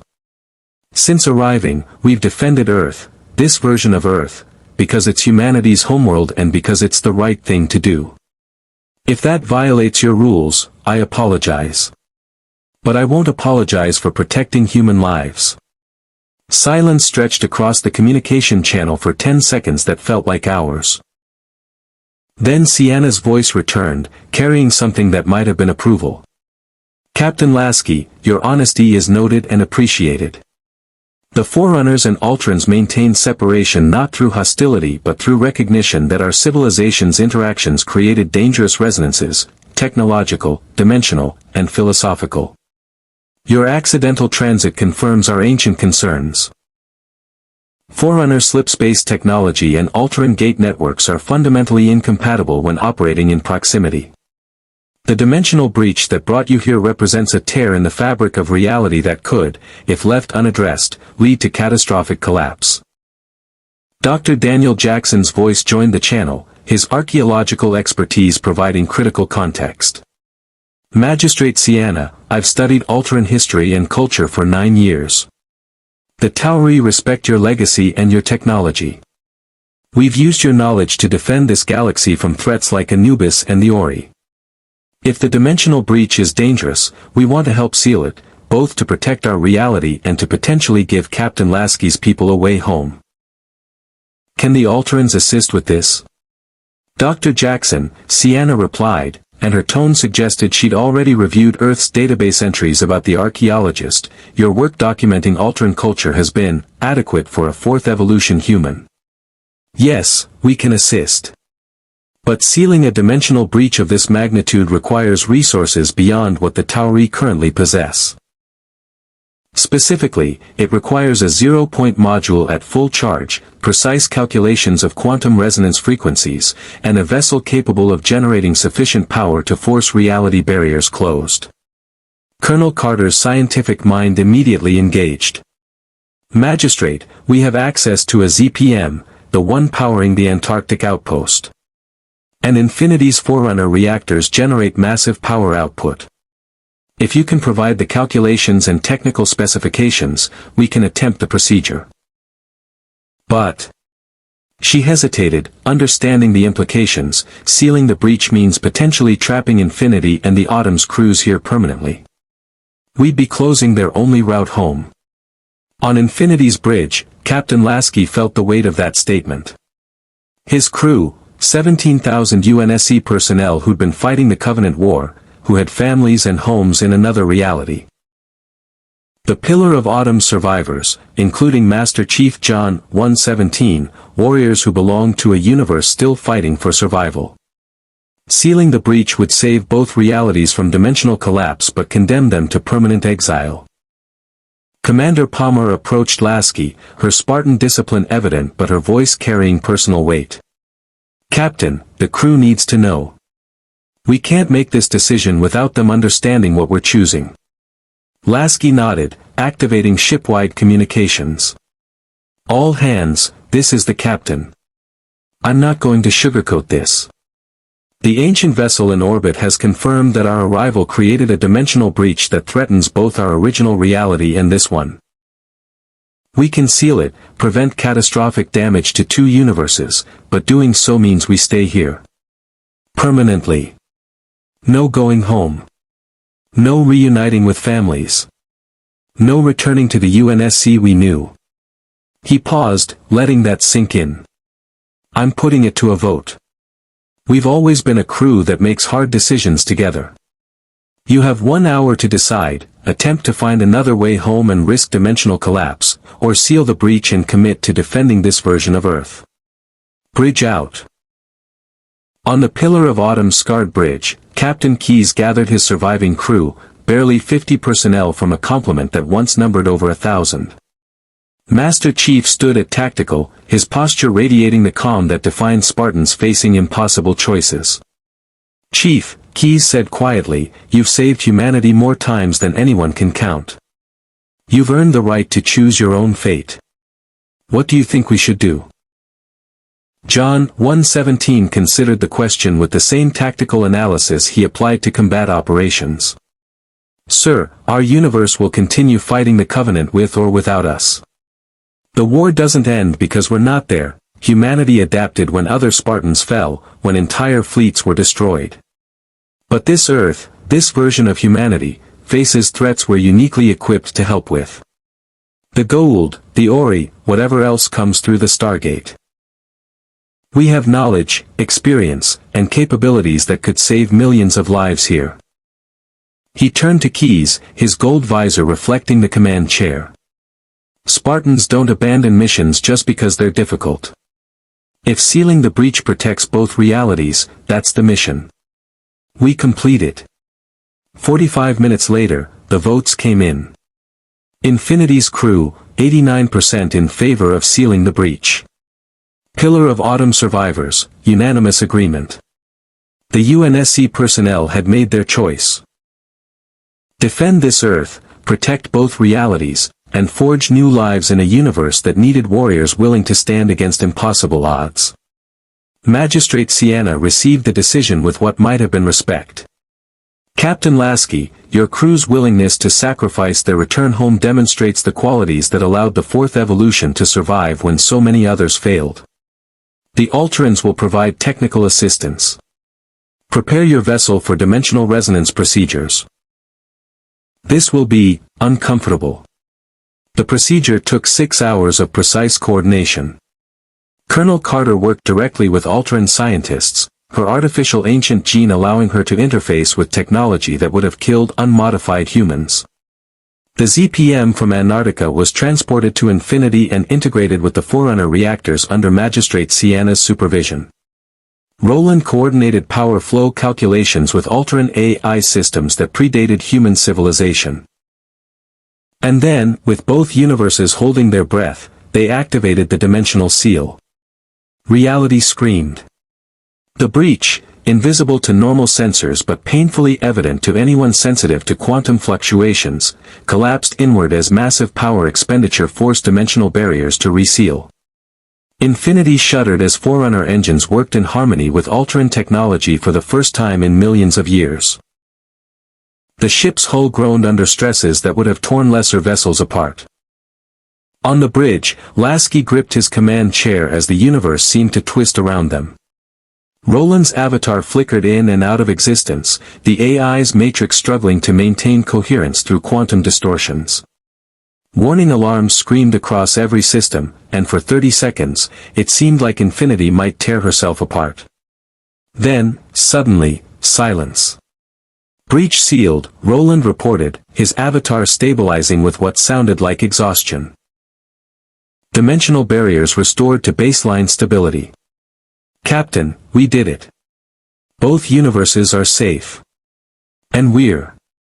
He paused, processing the full implications. We're home. This is home now. General Landry's voice carried relief and gratitude. Captain Lasky, Captain Keyes, Master Chief, all UNSC personnel, on behalf of Earth and the StarGate program, thank you. You sacrificed your return to your universe to protect ours. That's a debt we can never fully repay, but we'll spend every day trying. Magistrate Sienna's ancient battleship began powering down weapons systems, a gesture of peace from a civilization that could have dictated terms. General Landry, the Ultrans have observed your people's development with interest. You have proven yourselves worthy inheritors of the StarGate legacy. We will not interfere with Tauri governance, but we offer technological exchange and knowledge sharing. The galaxy faces many threats. The Ori, remnant Goa'uld forces, and dangers you have not yet encountered.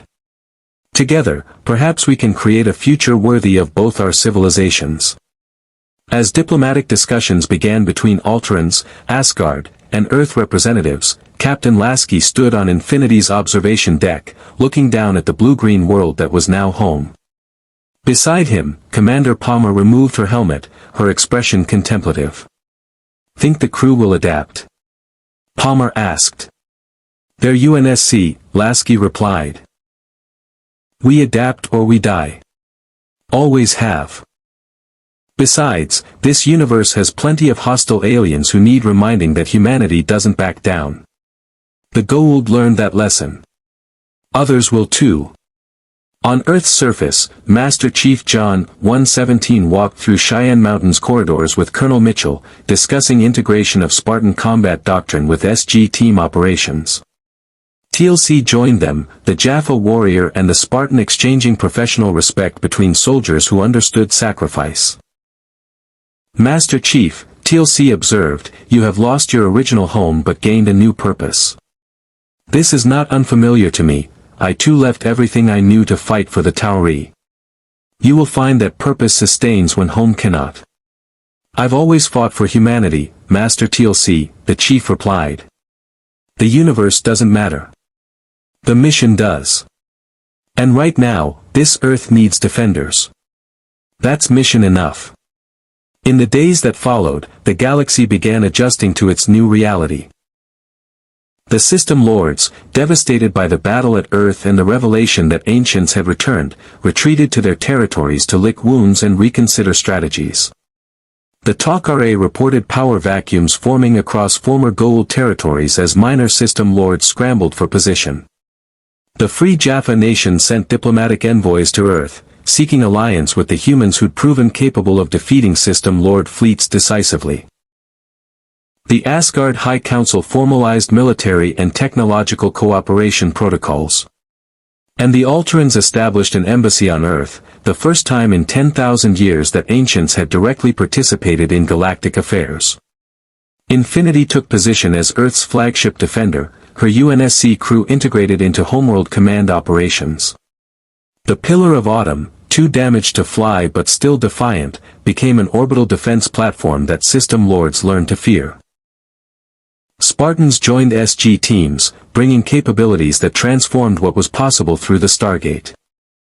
And across the galaxy, civilizations that had suffered under Goa'uld tyranny for millennia began to whisper a new truth. The humans of the Tauri had become a power that even System Lords feared, allied with ancients and Asgard, wielding weapons from beyond dimensional barriers, refusing to surrender no matter the odds. 3 months after the dimensional breach sealed, General Landry stood in the SGC briefing room with an expanded command staff that now included Captain Lasky, Captain Keyes, Magistrate Sienna, and Supreme Commander Thor. They reviewed intelligence reports about Ori movements in distant galaxies, analyzed ancient database entries about threats the Alterans had faced before ascending, and planned coordinated operations across the StarGate network. "Gentlemen," Magistrate Landry began, using the term that had become customary for their joint sessions, "we've received word from the Tok'ra about unusual energy signatures in the Korolev sector. Could be remnant Goa'uld activity, could be something else. SG-1 and Fireteam Majestic are ready to investigate. Are there any concerns about deploying combined teams?" "None," Lasky replied. "Our people have trained together for 3 months. They're ready. And General, I've been reviewing the ancient database entries about the Ori. If they're as dangerous as the records suggest, we'll need every advantage. Spartans, ancient technology, UNSC firepower, Asgard support, all of it." Sienna nodded in agreement. "The Ori represent an existential threat that the Alterans failed to fully address before our ascension. Your combined forces may succeed where we did not. The TRIA stands ready to support operations against the Ori Crusade." As the briefing concluded and teams prepared for the next mission through the StarGate, Master Chief checked his MA-5B rifle one final time. The weapon had killed Covenant, Flood, and now Goa'uld.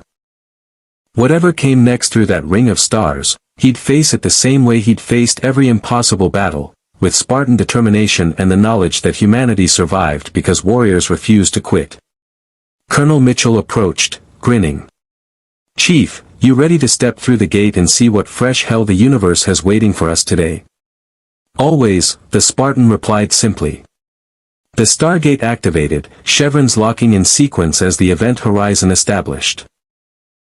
SG-1 and Fireteam Majestic moved toward the shimmering portal in perfect coordination, two teams from different realities, united in purpose, ready to defend humanity across a galaxy full of wonders and terrors. Earth had changed. The UNSC's arrival had accelerated technological development, forged alliances that would reshape galactic politics, and created a military force capable of standing against threats that once seemed insurmountable. The dimensional breach had closed, trapping Infinity's crew in a new reality, but they'd found purpose defending a version of Earth that desperately needed their strength. And in the shadows of distant star systems, ancient enemies watched and planned. The Ori prepared their crusade. Remnant Goa'uld plotted revenge. Unknown threats stirred in unexplored sectors, drawn by the energy signatures of dimensional breaches and ancient technology reactivating. But Earth was ready. Defended by warriors from two universes, armed with technology spanning Alteran, Asgard, and Forerunner engineering, connected to thousands of worlds through the StarGate network, humanity had become what the ancients always hoped their inheritors might be: protectors, explorers, and survivors who refused to surrender no matter the odds. The Gate War continued. New missions waited. And somewhere in the vastness of space, the UNSC Infinity kept watch over humanity's homeworld, a testament to sacrifice, duty, and the unbreakable will of those who'd given up everything to defend people who needed them most. The integration of UNSC forces into Earth's defense marked the beginning of a new era in galactic affairs.